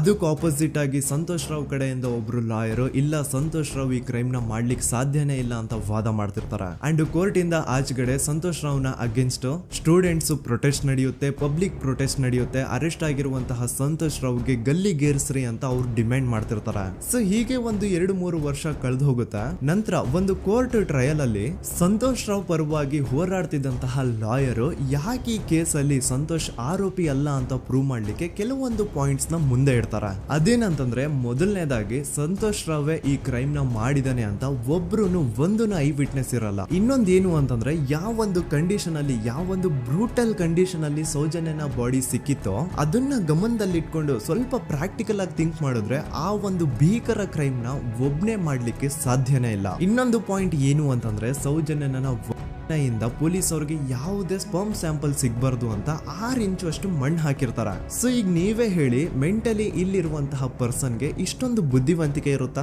ಅನ್ಕೊಳ್ಳಿ. ಅಷ್ಟೊಂದು ಬುದ್ಧಿವಂತಿಕೆ ಅವ್ನಿಗಿದ್ರು ಆ ಕ್ರೈಮ್ ಮಾಡಾದ್ಮೇಲೆ ಅವನ ಆ ಊರಿಂದ ಓಡ್ ಹೋಗ್ಬೋದಾಗಿತ್ತು. ಆದ್ರೆ ಮತ್ತ್ಯಾಕೆ ಅವನು ಅದೇ ಊರಲ್ಲೇ ಇರ್ತಾನೆ. ಅಂಡ್ ಸೌಜನ್ಯ ಕೊನೆಯದಾಗಿ ಪ್ರಕೃತಿ ಹಾಸ್ಪಿಟಲ್ ಮುಂದ್ಗಡೆಯಿಂದ ನಡ್ಕೊಂಡು ಹೋಗ್ತಾ ಇರ್ಬೇಕಾದ್ರೆ ಆ ಪ್ರಕೃತಿ ಹಾಸ್ಪಿಟಲ್ ನ ಸೆಕ್ಯೂರಿಟಿ ಗಾರ್ಡ್ ನೋಡ್ತಾನೆ. ಅಂಡ್ ಪ್ರಕೃತಿ ಹಾಸ್ಪಿಟಲ್ ನ ಆಚೆಗಡೆ CCTV ಕ್ಯಾಮರಾನು ಇರುತ್ತೆ. ಸಡನ್ಲಿ ಆ CCTV ಫುಟೇಜ್ ಕೂಡ ಕಾಣೆ ಆಗ್ಬಿಡುತ್ತಾ. ಇನ್ನೊಂದೇನು ಅಂತಂದ್ರೆ, ಸೌಜನ್ಯನ ಮರ್ಡರ್ ಆಗಿದ್ದು ನೆಕ್ಸ್ಟ್ ದಿನಾನೇ ಪೊಲೀಸ್ ಅವರು ಆರೋಪಿನ ಹಿಡಿದ್ರು. ಸೊ ಹಾಗಿದ್ದಾಗ ಆ ಕಲೆಕ್ಟ್ ಮಾಡಿರುವಂತಹ ಸ್ಪರ್ಮ್ ಸ್ಯಾಂಪಲ್ಸ್ ನ ಲ್ಯಾಬ್ ಗೆ ಕಳಿಸಿ ಇವನೇ ಆರೋಪಿ ಅಂತ ಕನ್ಫರ್ಮ್ ಮಾಡೋ ಬದಲಾಗಿ ಯಾಕೆ ಪೊಲೀಸ್ ಅವರು ಆ ಸ್ಪರ್ಮ್ ಸ್ಯಾಂಪಲ್ಸ್ ನ ತಮ್ಮ ಹತ್ರನೇ ಇಟ್ಕೊಂಡು 12 ದಿನವರೆಗೂ ಅದಕ್ಕೆ ಫಂಗಸ್ ಹಿಡಿಯೋವರೆಗೂ ಕಾದು ಆಮೇಲೆ ಅದನ್ನ ಲ್ಯಾಬ್ ಕಳಿಸಿದ್ರು. ಅಂಡ್ ಮೇನ್ ಇಂಪಾರ್ಟೆಂಟ್ ಆಗಿ ಸಂತೋಷ್ ರಾವ್ಗೆ ಒಂದು ಗುಪ್ತ ರೋಗ ಇರುತ್ತೆ, ಅದೇ ಫಿಮೋಸಿಸ್ ಅಂತ. ಈ ಕಾಯಿಲೆ ಏನು ಅಂತ ನಾನು ಈ ವಿಡಿಯೋದಲ್ಲಿ ಡೀಟೇಲ್ಡ್ ಆಗಿ ಎಕ್ಸ್ಪ್ಲೈನ್ ಮಾಡ್ಲಿಕ್ಕೆ ಆಗಲ್ಲ. ಜಸ್ಟ್ ತಿಳ್ಕೊಳ್ಳಿ, ಈ ಒಂದು ಕಾಯಿಲೆ ಇರೋರು ಇಂಟಿಮಸಿ ಮಾಡ್ಲಿಕ್ಕೆ ಆಗಲ್ಲ. ಇನ್ ಕೇಸ್ ಮಾಡಿದ್ರು ಅವರು ಸುಖ ಅಲ್ಲ ನರಕ ಕಾಣ್ತಾರ. ಸೊ ಇಷ್ಟೆಲ್ಲ ವ್ಯಾಲಿಡ್ ಪಾಯಿಂಟ್ಸ್, ಇಷ್ಟೆಲ್ಲ ಫ್ಯಾಕ್ಟ್ಸ್ ಕಣ್ ಮುಂದೆ ಇರ್ಬೇಕಾದ್ರೆ ಸ್ಟಿಲ್ ಪೊಲೀಸ್ ಅವರು ಯಾಕೆ ಈ ಕ್ರೈಮ್ ನ ಸಂತೋಷ್ ರಾವೇ ಮಾಡಿದಾನೆ ಅಂತ ಇವನ್ ಹಿಂದೆ ಬಿದ್ದಿದ್ದಾರೆ. ಯಾಕೆ ಅವರು ಈ ಕ್ರೈಮ್ ಇವನ್ ಬಿಟ್ರೆ ಬೇರೆ ಯಾರಾದ್ರೂ ಮಾಡಿರ್ಬೋದಲ್ಲ ಅಂತ ಆ ಆಂಗಲ್ ಅಲ್ಲಿ ಇನ್ವೆಸ್ಟಿಗೇಷನ್ ಮಾಡ್ತಿಲ್ವಲ್ಲ ಅಂತ ಪೊಲೀಸ್ ಅವರ ಇನ್ವೆಸ್ಟಿಗೇಷನ್ ಮೇಲೆ ಈಗ ಕ್ವಶನ್ ಬರುತ್ತೆ. So after hearing all of this, ಎಲ್ಲರಿಗೂ ಈಗ ಪೊಲೀಸ್ ಅವರ ಇನ್ವೆಸ್ಟಿಗೇಷನ್ ಇನ್ವೆಸ್ಟಿಗೇಷನ್ ಮೇಲೆ ಡೌಟ್ ಬರುತ್ತೆ. ಅಂಡ್ ಈವನ್ ಸೌಜನ್ಯ ಅವ್ರ ಮನೆಯವರು ಕೂಡ ನಿಜವಾದ ಆರೋಪಿ ಸಂತೋಷ್ ಅಲ್ಲ ಅಂತ ತಮ್ಮ ಅಭಿಪ್ರಾಯನ ವ್ಯಕ್ತಪಡಿಸ್ತಾರೆ. ಆಗ ಅಲ್ಲಿವರೆಗೂ ಸಂತೋಷ್ ರಾವ್ನ ಗಲ್ಲಿಗೇರಿಸಿ ಅಂತ ಏನು student protest and public protest ಎಲ್ಲ ನಡೀತಾ ಇತ್ತು, ಈಗ ಅದೆಲ್ಲ ನಿಂತು ಹೋಗಿ ಎಲ್ಲಾ ಹೇಟ್ರೇಡ್ ಪೊಲೀಸ್ ಅವ್ರ ಕಡೆಗೆ ಹೋಗುತ್ತೆ. ಪೊಲೀಸ್ ಅವರು ಈ ಕೇಸಲ್ಲಿ ಕರಪ್ಟ್ ಆಗಿದ್ದಾರೆ, ಪೊಲೀಸ್ ಅವರೇ ಸತ್ಯ ಮುಚ್ಚಿಡ್ಲಿಕ್ಕೆ ಟ್ರೈ ಮಾಡ್ತಿದ್ದಾರೆ. ಹಾಗಾಗಿ ಈ ಕೇಸ್ ನ ಇನ್ ಮುಂದೆ ಪೊಲೀಸ್ ಅವರಲ್ಲದೆ ಸಿಬಿಐ ಅವರು ಇನ್ವೆಸ್ಟಿಗೇಷನ್ ಮಾಡಬೇಕು, ಈ ಕೇಸ್ ನ ಸಿಬಿಐ ಒಪ್ಸಿ ಅಂತ ಅಗೇನ್ ಪ್ರೊಟೆಸ್ಟ್ ಗಳು ಸ್ಟಾರ್ಟ್ ಆಗ್ತವೆ. ಸೊ ಧರ್ಮಸ್ಥಳದಲ್ಲಿ ಇಷ್ಟೊಂದು ಹೋರಾಟಗಳಾಗ್ತಿದಾವೆ, ಒಬ್ಳು ಹುಡುಗಿ ಜೊತೆ ಇಷ್ಟೊಂದು ಅನ್ಯಾಯ ಆಗಿದೆ, ಆದ್ರೂ ಸಹ ಧರ್ಮಾಧಿಕಾರಿ ಏನು ಮಾತೇ ಆಡ್ತಿಲ್ವಲ್ಲ ಈ ಹುಡುಗಿ ಬಗ್ಗೆ ಅಂತ ಜನರು ಪ್ರಶ್ನೆ ಮಾಡಿದಾಗ ಆಗ ಧರ್ಮಾಧಿಕಾರಿನೂ ಜನರು ಮುಂದೆ ಬಂದ್ಬಿಟ್ಟು ಈ ಕೇಸ್ ನ ಸಿಬಿಐ ಒಪ್ಸಿ ಅಂತ ಹೋರಾಟ ಮಾಡ್ತಾರ. ನಂತರ ಈ ಒಂದು ಕೇಸು ಪೊಲೀಸ್ ಅವರಿಂದ ಸಿಬಿಐ ಕೈಗೆ ಹೋಗುತ್ತೆ. ಸಿಬಿಐ ಕೈಗೆ ಹೋಗಿದ ತಕ್ಷಣ ಇಲ್ಲೇನು ಸತ್ಯ ಹೊರಗೆ ಬಂದಿಲ್ಲ. ಆ ಸಿಬಿಐ ಅವರು 3-4 ವರ್ಷ ಟೈಮ್ ತಗೊಂಡು ಮತ್ತೆ ಈ ಒಂದು ಕೇಸ್ ನ ರೀ ಇನ್ವೆಸ್ಟಿಗೇಷನ್ ಮಾಡ್ತಾರೆ. ಆದ್ರೆ ಅಲ್ಲೇನು ಇನ್ವೆಸ್ಟಿಗೇಷನ್ ಮಾಡ್ಲಿಕ್ಕೆ ಉಳ್ದೇ ಇರಲ್ಲ. ಆ ಪೊಲೀಸ್ ಅವರು ಅವ್ರ ಕೈಯಲ್ಲಿ ಈ ಕೇಸು ಇದ್ದಷ್ಟು ದಿನ ಎಷ್ಟಾಗುತ್ತೋ ಅಷ್ಟು ಎವಿಡೆನ್ಸ್ ನ ಡಿಸ್ಟ್ರಾಯ್ ಮಾಡ್ಬಿಟ್ಟಿರ್ತಾರ. ಸೊ ಹಾಗಾಗಿ ಅಲ್ಲಿ ಸಿಬಿಐ ಅವ್ರಿಗೆ ಇನ್ವೆಸ್ಟಿಗೇಷನ್ ಮಾಡ್ಲಿಕ್ಕೆ ಏನ್ ಉಳ್ದೇ ಇರಲ್ಲ. ಆದ್ರೂ ಸ್ಟಿಲ್ ಅವರು 3-4 ಇಯರ್ಸ್ ಟೈಮ್ ತಗೊಂಡು ನಂತರ ಫೈನಲಿ ಒಂದು ರಿಪೋರ್ಟ್ ನ ಕೋರ್ಟ್ ಗೆ ಸಬ್ಮಿಟ್ ಮಾಡ್ತಾರೆ. ಅಂಡ್ ಸಿಬಿಐ ಅವರು ಕೋರ್ಟ್ ಗೆ ಸಬ್ಮಿಟ್ ಮಾಡಿರುವಂತಹ ಆ ಒಂದು ರಿಪೋರ್ಟ್ ಅಲ್ಲಿ ಏನಿತ್ತು ಅಂದ್ರೆ ಸಿಬಿಐ ಇನ್ವೆಸ್ಟಿಗೇಷನ್ ಕನ್ಫರ್ಮ್ಸ್ ದಟ್ ಈ ಒಂದು ಕ್ರೈಮ್ ನ ಸಂತೋಷ್ ರಾವೇ ಮಾಡಿದಾನೆ ಅಂತ. ಆದ್ರೆ ಐರೋನಿ ಈಸ್ ಇದೇ ಒಂದು ರಿಪೋರ್ಟ್ ಅಲ್ಲಿ ಇವ್ರು ಏನ್ ಹೇಳ್ತಾರೆ ಅಂದ್ರೆ ಅವ್ರಿಗೆ ಯಾವುದೇ ತರ ಎವಿಡೆನ್ಸ್ ಸಿಕ್ಕಿಲ್ಲ ಅಂತ. ಯಾಕಂದ್ರೆ ಈ ಸೌಜನ್ಯ ಕೇಸು ಪೊಲೀಸ್ ಅವ್ರ ಕೈಯಲ್ಲಿ ಇದ್ದಾಗ ಪೊಲೀಸ್ ಅವರು ತಮ್ಮ ನಿರ್ಲಕ್ಷ್ಯದಿಂದ ಎಲ್ಲಾ ಎವಿಡೆನ್ಸ್ ನ ಕಳ್ಕೊಂಡ್ಬಿಟ್ಟಿರ್ತಾರೆ. ಅಂತದ್ರಲ್ಲಿ ಯಾವ ಒಂದು ಆಧಾರದ ಮೇಲೆ ಇವರು ಸಂತೋಷ್ ರಾವೇ ಈ ಕ್ರೈಮ್ ನ ಮಾಡಿದ್ದಾರೆ ಅಂತ ಕ್ವಶನ್ ಮಾಡಿದಾಗ ಸಿಬಿಐ ಅವ್ರ ಕಡೆಯಿಂದ ನೋ ಆನ್ಸರ್. ನೋಡಿ, ಮೊದ್ಲು ಈ ಒಂದು ಕೇಸ್ ನ ಪೊಲೀಸ್ ಅವರು ಇನ್ವೆಸ್ಟಿಗೇಷನ್ ಮಾಡಿ ನಂತರ ಈ ಒಂದು ಕೇಸು ಸಿಬಿಐ ಅವ್ರ ಕೈಗೆ ಹೋಗಿ ಅವರು 3-4 ವರ್ಷ ಟೈಮ್ ತಗೊಂಡು ಇನ್ವೆಸ್ಟಿಗೇಷನ್ ಮಾಡಿ ದೆನ್ ಫೈನಲ್ ರಿಪೋರ್ಟ್ ನ ಕೋರ್ಟ್ ಗೆ ಸಬ್ಮಿಟ್ ಮಾಡೋಷ್ಟ್ರಲ್ಲಿ ಸುಮಾರು 5-6 ವರ್ಷ ಕಳೆದು ಹೋಗಿರುತ್ತೆ. ಅಂಡ್ ಸ್ಟಿಲ್ ಈ ಒಂದು ಕೇಸಲ್ಲಿ ಏನೂ ಕನ್ಕ್ಲೂಷನ್ ಸಿಕ್ಕಿರಲ್ಲ. ಎವ್ರಿ ಇಯರ್ ಸೌಜನ್ಯನ ಬರ್ತ್ಡೇ ಇದ್ದಾಗ ಅಥವಾ ತಿಥಿ ಇದ್ದಾಗ ಅವಳನ್ನ ನೆನೆಸ್ಕೊಂಡು ಅವಳ ಹೆಸರಲ್ಲಿ public protest and student protest ನಡೀತಾನೆ ಇರ್ತವೆ. ಸೊ ಒಂದು ದಿನ ಈ ಒಂದು ಪ್ರೊಟೆಸ್ಟ್ ಗಳ ನ್ಯೂಸ್ ಗಿರೀಶ್ ಮುಟ್ಟಣ್ಣನವರ ಗಮನಕ್ಕೆ ಬರುತ್ತೆ. ಯಾರೀ ಗಿರೀಶ್ ಮುಟ್ಟಣ್ಣನವರ ಅಂದ್ರೆ ಇವರು very honest X police man. ನೀವು ನಂಬಲ್ಲ, ಇವ್ರು ಪೊಲೀಸ್ ಆಫೀಸರ್ ಇದ್ದಾಗ ಪಬ್ಲಿಕ್ ಅಲ್ಲಿ ಒಬ್ಬ MLA ಹೊಡೆದಿರ್ತಾರ. ಅಷ್ಟೇ ಅಲ್ಲ, ಪೊಲೀಸ್ ಡಿಪಾರ್ಟ್ಮೆಂಟ್ ಅಲ್ಲಿ ಕರಪ್ಷನ್ ಇದೆ, ಕರಪ್ಷನ್ ಇದ್ದಿದ್ ಕಡೆ ನಾನ್ ಇರಲ್ಲ ಅಂತ ಹೇಳ್ಬಿಟ್ಟು ತಮ್ಮ ಪೊಲೀಸ್ ಡ್ಯೂಟಿನ ಬಿಟ್ಬಿಟ್ಟು ಈಗ ಸಮಾಜದಲ್ಲಿ ಏನೇ ಅನ್ಯಾಯ ಆಗಿದ್ರು ಅದ್ರ ಅಗೇನ್ಸ್ಟ್ ವಾಯ್ಸ್ ರೈಸ್ ಮಾಡ್ತಿದಾರ. ಸೊ ಈ ಗಿರೀಶ್ ಮುಟ್ಟಣ್ಣನವರಿಗೆ ಸೌಜನ್ಯ ಕೇಸ್ ಬಗ್ಗೆ ಗೊತ್ತಾದಾಗ ಅವ್ರಿಗೆ ಈ ಕೇಸು ತುಂಬಾನೇ ಕಾಡುತ್ತೆ. ಅಲ್ಲ, ಇಷ್ಟೊಂದು ವರ್ಷಗಳಾಗೋಯ್ತು ಆ ಹುಡುಗಿ ಜೊತೆ ಅನ್ಯಾಯ ಆಗಿ, ಸ್ಟಿಲ್ ಈ ಒಂದು ಕೇಸ್ ನ ಕನ್ಕ್ಲೂಷನ್ ಸಿಕ್ತಿಲ್ವಲ್ಲ, ಏನ್ ನಡೀತಿದೆ ಧರ್ಮಸ್ಥಳದಲ್ಲಿ ಅರ್ಥ ಆಗ್ತಿಲ್ವಲ್ಲ ಅಂತ ಈ ಗಿರೀಶ್ ಅವರು ತಮ್ಮ ಹಳೆ ಪೊಲೀಸ್ ಕಾಂಟ್ಯಾಕ್ಟ್ಸ್ ನ ಯೂಸ್ ಮಾಡ್ಕೊಂಡು ಆ ಸೌಜನ್ಯ ಕೇಸ್ ಫೈಲ್ ನ ಒಂದು ಕಾಪಿನ ತಮ್ಮ ಹತ್ರ ತರಿಸ್ಕೋತಾರ. ಆ ಒಂದು ಕೇಸ್ ಫೈಲ್ ಅಲ್ಲಿ ಸೌಜನ್ಯ ಬಗ್ಗೆ ಅಷ್ಟೇ ಅಲ್ಲದೆ ಸಂತೋಷ್ ರಾವ್ ಬಗ್ಗೆನೂ ಇನ್ಫಾರ್ಮೇಶನ್ ಇರುತ್ತೆ. ಅಂಡ್ ಗಿರೀಶ್ ಅವರು ಸಂತೋಷ್ ಬಗ್ಗೆ ಇರುವಂತಹ ಇನ್ಫಾರ್ಮೇಶನ್ ನೋಡ್ತಾ ಇರ್ಬೇಕಾದ್ರೆ ಅವರು ಒಂದು ವಿಷಯನ ನೋಟಿಸ್ ಮಾಡ್ತಾರ. ಅದೇನಂತಂದ್ರೆ ಪೊಲೀಸ್ ಅವರು ಸಂತೋಷ್ ರಾವ್ನ ಬರೀ ಸೌಜನ್ಯ ಕೇಸಲ್ಲಿ ಒಂದೇ ಫಿಟ್ ಮಾಡಿರಲ್ಲ, ಸೌಜನ್ಯ ಸಾಯೋಕ್ಕಿಂತ 20 ದಿನ ಹಿಂದೆ ಧರ್ಮಸ್ಥಳದಲ್ಲೇ ನಡೆದಿರುವಂತಹ ಒಂದು ಕ್ರೈಮ್ ಅಲ್ಲಿನೂ ಸಹ ಸಂತೋಷ್ ರಾವೇ ಆರೋಪಿ ಅಂತ ಮೆನ್ಷನ್ ಮಾಡಿರ್ತಾರ. ಸೊ ಸೌಜನ್ಯ ಕೇಸ್ ಬಿಟ್ಟು ಆ ಇನ್ನೊಂದು ಕೇಸ್ ಯಾವುದು, ಅದಕ್ಕೂ ಸಂತೋಷ್ಗೂ ಏನ್ ಸಂಬಂಧ, ಅದ್ರಲ್ಲಿ ಯಾಕೆ ಸಂತೋಷ್ನ ಪೊಲೀಸ್ ಅವರು ಫಿಟ್ ಮಾಡಿದ್ರು ಅಂತ ಪ್ರತಿಯೊಂದು ಹೇಳ್ತೀನಿ. ಆದ್ರೆ ನಾನಿಲ್ಲಿ ಯಾರ್ದೂ ರಿಯಲ್ ನೇಮ್ಸ್ ನ ಬಳಸಲ್ಲ. ಯಾಕಂದ್ರೆ ಮುಂದೆ ಕೇಸಲ್ಲಿ ತುಂಬಾ ದೊಡ್ಡ ಪವರ್ಫುಲ್ ವ್ಯಕ್ತಿಗಳ ಹೆಸರುಗಳು ಬರ್ತವೆ. ಅಂಡ್ ನನ್ ವಿಡಿಯೋ ಯೂಟ್ಯೂಬ್ ಇಂದ ಡಿಲೀಟ್ ಆಗೋದು ನನ್ಗೆ ಇಷ್ಟ ಇಲ್ಲ. ಹಾಗಾಗಿ ನಾನಿಲ್ಲಿ ಯಾರ್ದೂ ರಿಯಲ್ ನೇಮ್ಸ್ ನ ಬಳಸ್ತಿಲ್ಲ. ಬಟ್ ಯಾರ ಬಗ್ಗೆ ಹೇಳ್ತಿದ್ದೀನಿ ಅಂತ ಒಂದ್ ಸ್ವಲ್ಪ ನೀವೇ ಅರ್ಥ ಮಾಡ್ಕೊಳ್ಳಿ. ನೋಡಿ, ಧರ್ಮಸ್ಥಳದಲ್ಲಿ ಮಾಫಿಯಾ ಕೈಂಡ್ ಆಫ್ ನಡೆಸ್ತಿರುವಂತಹ ಒಂದು ವೆರಿ ಪವರ್ಫುಲ್ ಗೌಡ್ರು ಕುಟುಂಬ ಇದೆ. ಇವ್ರ ಹತ್ರ ಬೇಜನ್ ಆಸ್ತಿ, ಬೇಜನ್ ದುಡ್ಡು, ಬೇಜನ್ ಪವರ್, ಬೇಜನ್ ಇನ್ಫ್ಲೂಯೆನ್ಸ್ ಎಲ್ಲಾನು ಇದೆ. ಆ ಊರಲ್ಲಿ ಈ ಗೌಡ್ರು ಕುಟುಂಬದ್ದು ಎಷ್ಟೊಂದು ಕಂಟ್ರೋಲ್ ಇದೆ ಅಂತಂದ್ರೆ ಅವ್ರನ್ನ ಎದುರು ಹಾಕೊಳ್ಳೋರೆ ಯಾರು ಇಲ್ಲ. ಅಂಡ್ ಈ ಒಂದು ಗೌಡ್ರು ಕುಟುಂಬ ಒಂದು ಪ್ರೈವೇಟ್ ಟ್ರಸ್ಟ್ ಹೆಸರಲ್ಲಿ ಒಂದು ವೆರಿ ಪಾಪ್ಯುಲರ್ ದೇವಸ್ಥಾನನ ಸುಮಾರು ವರ್ಷಗಳಿಂದ ತಲೆ ಮಾರುಗಳಿಂದನೂ ನಡ್ಸ್ಕೊಂಡ್ ಬಂದಿರ್ತಾರ. ಅದೇ ಒಂದು ದೇವಸ್ಥಾನದಲ್ಲಿ 60 ವರ್ಷ ವಯಸ್ಸಾಗಿರುವಂತಹ ನಾರಾಯಣ ಅನ್ನೋ ಒಬ್ಬ ವ್ಯಕ್ತಿ ಮಾವುತನಾಗಿ ಕೆಲಸ ಮಾಡ್ತಿರ್ತಾನೆ. ನಾರಾಯಣ ಅವ್ರ ತಂದೆನೂ ಅದೇ ದೇವಸ್ಥಾನದಲ್ಲಿ ಮಾವುತಾಗಿ ಕೆಲಸ ಮಾಡ್ತಾ ಇದ್ರು, ಅವ್ರ ತಂದೆನೂ ಅದೇ ದೇವಸ್ಥಾನದಲ್ಲಿ ಮಾವುತಾಗಿ ಕೆಲಸ ಮಾಡ್ತಾ ಇದ್ರು. ಸೊ ಹೀಗೆ ತಲೆ ಮಾರುಗಳಿಂದ ಮಾವುತ ಆಗಿನೇ ನಾರಾಯಣನ ಕುಟುಂಬ ಆ ಒಂದು ದೇವಸ್ಥಾನದಲ್ಲಿ ಕೆಲಸ ಮಾಡ್ತಾ ಇರುತ್ತೆ. ಸೊ ಒಮ್ಮೆ ತುಂಬಾ ವರ್ಷಗಳ ಹಿಂದೆ ನಾರಾಯಣ ಅವ್ರ ತಂದೆ ಆ ದೇವಸ್ಥಾನದಲ್ಲಿ ಮಾವುತಾಗಿ ಕೆಲಸ ಮಾಡ್ತಾ ಇರ್ಬೇಕಾದ್ರೆ ಆಗಿನ ದೇವಸ್ಥಾನದ ಧರ್ಮಾಧಿಕಾರಿ ಆ ಮಾವುತನ ಕೆಲ್ಸದ ಮೇಲೆ ಇರುವಂತಹ ನಿಷ್ಠೆ, ಅವನ ನಿಯತ್ತು ಅಂಡ್ ತಲೆಮಾರುಗಳಿಂದ ಅವರು ದೇವಸ್ಥಾನಕ್ಕೆ ಸಲ್ಲಿಸ್ತಿರುವಂತಹ ಸೇವೆನ ಮೆಚ್ಚಿ ಆ ಧರ್ಮಾಧಿಕಾರಿ ಆ ನಾರಾಯಣ ಅವ್ರ ತಂದೆ ಆ ಮಾವುತನಿಗೆ ಒಂದು ಜಮೀನ ಕೊಡ್ತಾರೆ ಆಸ್ ಎ ಗಿಫ್ಟ್ ಆಗಿ. ಸೊ ಈಗ ಫ್ಲಾಶ್ ಬ್ಯಾಕ್ ಇಂದ ಒಂದ್ ಸ್ವಲ್ಪ ಮುಂದೆ ಬರುವ 2010-11ರಲ್ಲಿ ಯಾವೊಂದು ಜಮೀನ ಆಗಿನ ಧರ್ಮಾಧಿಕಾರಿ ನಾರಾಯಣ ಅವ್ರ ತಂದೆಗೆ ಆಸ್ ಎ ಗಿಫ್ಟ್ ಆಗಿ ಕೊಟ್ಟಿದ್ರು, ಈಗ ನಾರಾಯಣ ಅವ್ರ ತಂದೆ ಸತ್ ಹೋಗಿ ಆ ಒಂದು ಜಮೀನು ನಾರಾಯಣ ಹೆಸರಿಗೆ ಆಗಿರುತ್ತೆ. ಅಂಡ್ ಆಗಷ್ಟೇ ಗೊತ್ತಾಗುತ್ತೆ ಆ ಜಮೀನ ವೆರಿ ಆಪೋಸಿಟ್ ಒಂದು ದೊಡ್ಡ ಹೈವೇ ಬರ್ತಿದೆ ಅಂಡ್ ಅದರಿಂದ ಜಮೀನ ರೇಟು 10 ಪಟ್ಟು ಜಾಸ್ತಿ ಆಗುತ್ತೆ ಅಂತ. ಸೊ ಈ ವಿಷಯ ಗೊತ್ತಾಗಿ ನೋಡಿ, ದಾನ ಮಾಡದಂತಹ ಧರ್ಮಾಧಿಕಾರಿ ಅಂತೂ ಸತ್ ಹೋದ್ರು, ಆದ್ರೆ ಅವ್ರ ಮುಂದಿನ ಪೀಳಿಗೆ ಅವ್ರಿಗೆ ಈ ಜಮೀನ್ ಮೇಲೆ ಕಣ್ಬಿದ್ದು ನಾರಾಯಣ ಅವ್ರ ಹತ್ರ ಆ ಜಾಗನ ವಾಪಸ್ ಕೇಳ್ತಾರ. ಆದ್ರೆ ನಾರಾಯಣ ಕೊಡಲ್ಲ. ಇಲ್ಲ, ನಾನ್ ಯಾಕೆ ಕೊಡ್ಲಿ, ನಮ್ ತಂದೆಯಿಂದ ಸಿಕ್ಕಿರುವಂತಹ ಜಮೀನ್ ಇದು, ನಮ್ ತಂದೆಯ ಕೊನೆ ಗುರುತು ಇದು ನನ್ನ ಹತ್ರ ಇರೋದು, ಸೊ ಇದನ್ನ ನಾನು ಯಾವುದೇ ಕಾರಣಕ್ಕೂ ಬಿಟ್ಕೊಡಲ್ಲ ಅಂತ ಆ ಗೌಡ್ರು ಕುಟುಂಬನ ನಾರಾಯಣ ಎದುರು ಹಾಕೋತಾರ.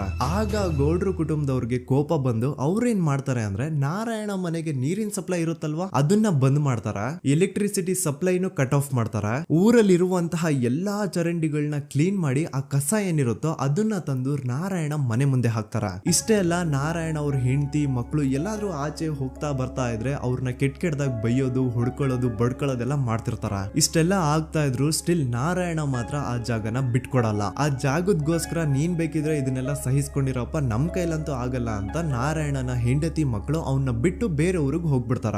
ಈಗ ಮನೆಯಲ್ಲಿ ನಾರಾಯಣ ಅಂಡ್ 45 ವರ್ಷ ವಯಸ್ಸಿರುವಂತಹ ನಾರಾಯಣ ಅವ್ರ ತಂಗಿ ಯಮುನಾ ಅವ್ರು ಮಾತ್ರ ಇಬ್ರೇ ಇರ್ತಾ ಇದ್ರು.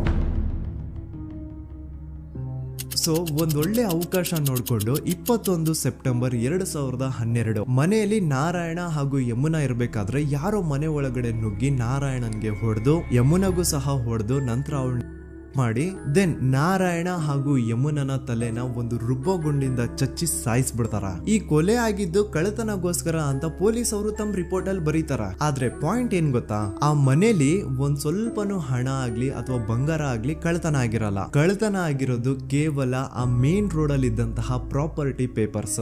ಎಂತ ಕೋಇನ್ಸಿಡೆನ್ಸ್ ನೋಡಿ, ಯಾವ ಒಂದು ಜಮೀನಿನ ಪತ್ರ ನಾರಾಯಣ ಮನೆಯಿಂದ ಕಳ್ಳತನ ಆಗಿದ್ವೋ ಅದೇ ಒಂದು ಜಮೀನಲ್ಲಿ 10 ವರ್ಷ ಆದ ನಂತರ ಒಂದು ದೊಡ್ಡ ಹೋಟೆಲ್ ಸ್ಥಾಪನೆ ಆಗುತ್ತೆ ಅಂಡ್ ಆ ಹೋಟೆಲ್ ನ ಇನಾಗ್ರೇಷನ್ ಗೆ ಚಿಕ್ಕ ಗೌಡ್ರು ಬರ್ತಾರ. ಸೊ ಈಗೇನು ನಾರಾಯಣ ಹಾಗೂ ಯಮುನನ ಕೊಲೆ ಆಗಿದ್ಯೋ ಇದಾಗಿದ್ದು 20 ದಿನ ಆದ್ಮೇಲೆ ಸೌಜನ್ಯ ಜೊತೆ ಅಂತ ನಿರ್ದಯ ಘಟನೆ ಆಗಿದ್ದು. ಸೊ ಪೊಲೀಸ್ ಅವರು ಸೌಜನ್ಯ ಕೇಸಲ್ಲಿ ಸಂತೋಷ್ ರಾವ್ನ ಫಿಟ್ ಮಾಡೋದಲ್ದೆ ಈ ಒಂದು ನಾರಾಯಣ ಹಾಗೂ ಯಮುನಾ ಕೇಸಲ್ಲೂ ಸಹ ಸಂತೋಷ್ ರಾವ್ನೆ ಫಿಟ್ ಮಾಡಿರ್ತಾರ. ಇಲ್ಲಿ ಡೇಟ್ಸ್ ನ ಸ್ವಲ್ಪ ನೆನ್ಪಿಟ್ಕೊಳ್ಳಿ. ನಾರಾಯಣ ಹಾಗೂ ಯಮುನನ ಕೊಲೆ ಆಗಿದ್ದು 21 ಸೆಪ್ಟೆಂಬರ್ 2012 ಅಂಡ್ ಸಂತೋಷ್ ರಾವ್ ಧರ್ಮಸ್ಥಳಕ್ಕೆ ಬಂದಿದ್ದು 9 ಅಕ್ಟೋಬರ್ 2012, 20 ದಿನ ಆದ್ಮೇಲೆ. ಸೊ ನಾರಾಯಣ ಹಾಗೂ ಯಮುನನ ಕೊಲೆ ಆದಾಗ ಊರಲ್ಲೇ ಇಲ್ದೆ ಎಲ್ಲೋ ಶೃಂಗೇರಿಯಲ್ಲಿ ಯಾವುದೋ ಒಂದು ಹೋಟೆಲ್ ಅಲ್ಲಿ ಕೆಲಸ ಮಾಡ್ತಿದ್ದಂತಹ ಸಂತೋಷ್ ರಾವ್ ಹೇಗೆ ಈ ಒಂದು ಕೇಸಲ್ಲಿ ಆರೋಪಿ ಆಗ್ತಾನೆ? ಸೊ ಇದೇ ಒಂದು ಪಾಯಿಂಟ್ ನ ನೋಟಿಸ್ ಮಾಡಿ ಗಿರೀಶ್ ಮುಟ್ಟಣ್ಣನವರು ಧರ್ಮಸ್ಥಳಕ್ಕೆ ಬಂದು ಸಂತೋಷ್ ನ ಲಾಯರ್ ಜೊತೆ ಡಿಸ್ಕಸ್ ಮಾಡ್ತಾರ.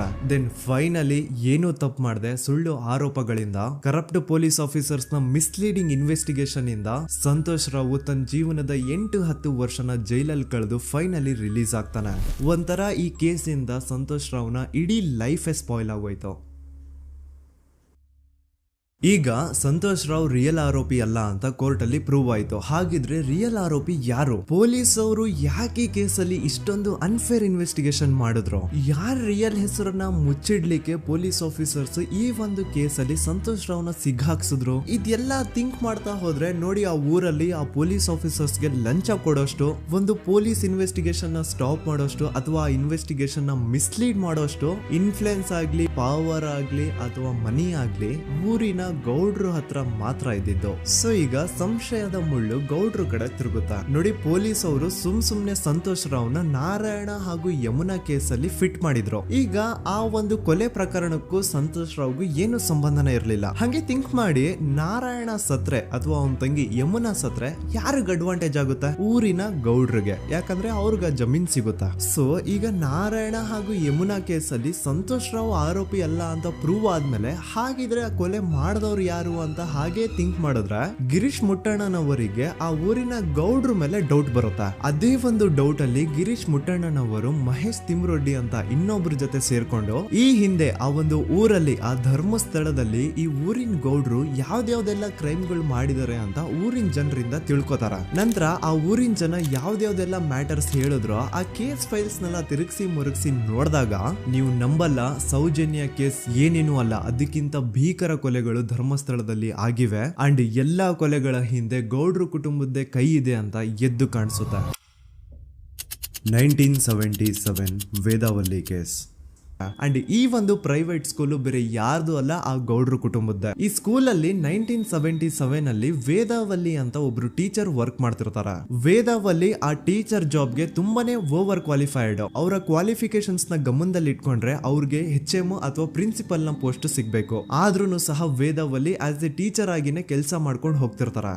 ಒಮ್ಮೆ ಏನಾಗುತ್ತೆ, ಸ್ಕೂಲ್ ಅಲ್ಲಿ ಪ್ರಿನ್ಸಿಪಲ್ ನ ಪೋಸ್ಟ್ ಖಾಲಿ ಆಗುತ್ತೆ ಅಂಡ್ ಆ ಒಂದು ಪೋಸ್ಟ್ ಗೆ ಎಲ್ರು ಏನ್ ಅನ್ಕೊಳ್ತಾರೆ, ವೇದಾವಲ್ಲಿನೇ ಸೆಲೆಕ್ಟ್ ಮಾಡೋದು ಅಂತ. ಆದ್ರೆ ವೇದಾವಲ್ಲಿಯ ಕ್ಯಾಸ್ಟ್ ಬೇರೆ ಇದೆ ಅನ್ನೋ ಒಂದೇ ಒಂದು ಕಾರಣಕ್ಕೆ ಆ ಪ್ರಿನ್ಸಿಪಲ್ ನ ಪೋಸ್ಟ್ ವೇದಾವಲ್ಲಿಗೆ ಸಿಗದೆ ಬೇರೆ ಯಾರನ್ನೋ ತಂದು ಕೂರಿಸ್ಬಿಟ್ಟಿರ್ತಾರ. ಇದರಿಂದ ಟೀಚರ್ ವೇದಾವಲ್ಲಿಗೆ ತುಂಬಾ ಕೋಪ ಬಂದು ಅವ್ರ ಸ್ಕೂಲ್ ಮುಂದೆ ಪ್ರೊಟೆಸ್ಟ್ ಮಾಡೋದ್ ಸ್ಟಾರ್ಟ್ ಮಾಡ್ತಾರ. ಅಂಡ್ ಈ ವಿಷಯ ಸ್ಕೂಲ್ ನ ಓನರ್ಸ್ ಗೆ ಇಷ್ಟ ಆಗಲ್ಲ. ಸೊ ಅವರು ಆ ಕೋಪನ ಹಾಗೆ ಮನ್ಸಲ್ಲಿ ಇಟ್ಕೊಂಡಿರ್ತಾರೆ. ಒಮ್ಮೆ ಏನಾಗುತ್ತೆ, ಸ್ಕೂಲ್ ರಜೆ ಇರುತ್ತೆ, ವೇದಾವಲ್ಲಿ ಮನೇಲಿ ಇರ್ತಾರ ಅಂಡ್ ಅವ್ರ ಹಸ್ಬೆಂಡ್ ಡಾಕ್ಟರ್ ಅರಳೆ ಅವ್ರಿಗೆ ಯಾವ್ದೋ ಬೇರೆ ಊರಲ್ಲಿ ಒಂದು ಕಾಲೇಜ್ ಅಲ್ಲಿ ಸೆಮಿನಾರ್ ಏನೋ ಇರುತ್ತೆ. ಸೊ ಅವರು ಅಲ್ಲಿಗೆ ಹೋಗಿರ್ತಾರೆ. ಈಗ ಮನೇಲಿ ಇರೋದು ವೇದಾವಲ್ಲಿ ಒಂದೇ. ಇದೇ ಒಂದು ಅವಕಾಶನ ನೋಡ್ಕೊಂಡು ಯಾರೋ ವೇದಾವಲ್ಲಿ ಅವ್ರ ಮನೆಗೆ ನುಗ್ಗಿ ವೇದಾವಲ್ಲಿಗೆ ಹೊಡೆದು ನಂತರ ಅವ್ರನ್ನ ಜೀವಂತವಾಗಿ ಸುಟ್ಬಿಡ್ತಾರ. ಸ್ವಲ್ಪ ಹೊತ್ತು ನಂತರ ರಾತ್ರಿ ಆಗ್ತಿದ್ದಂಗೆ ಡಾಕ್ಟರ್ ಅರಳೆ ಅವರು ಮನೆಗೆ ವಾಪಸ್ ಬರ್ತಾರೆ ಅಂಡ್ ಮನೆ ಒಳಗಡೆ ಬಂದ್ ನೋಡಿದ್ರೆ ವೇದಾವಲ್ಲಿ ಅವರು ಸತ್ ಹೋಗಿ ಅವರ ಬಾಡಿ ಸುಟ್ ಹೋಗಿ ನೆಲದ ಮೇಲೆ ಬಿದ್ದಿದೆ. ಹೆಂಡತಿನ ಕಳ್ಕೊಂಡಿರುವಂತಹ ದುಃಖನ ಸೈಡ್ಗೆ ಇಟ್ಟು ಡಾಕ್ಟರ್ ಅರಳೆ ಅವರು ಮೊದ್ಲು ಪೊಲೀಸ್ ಸ್ಟೇಷನ್ ಹೋಗ್ಬಿಟ್ಟು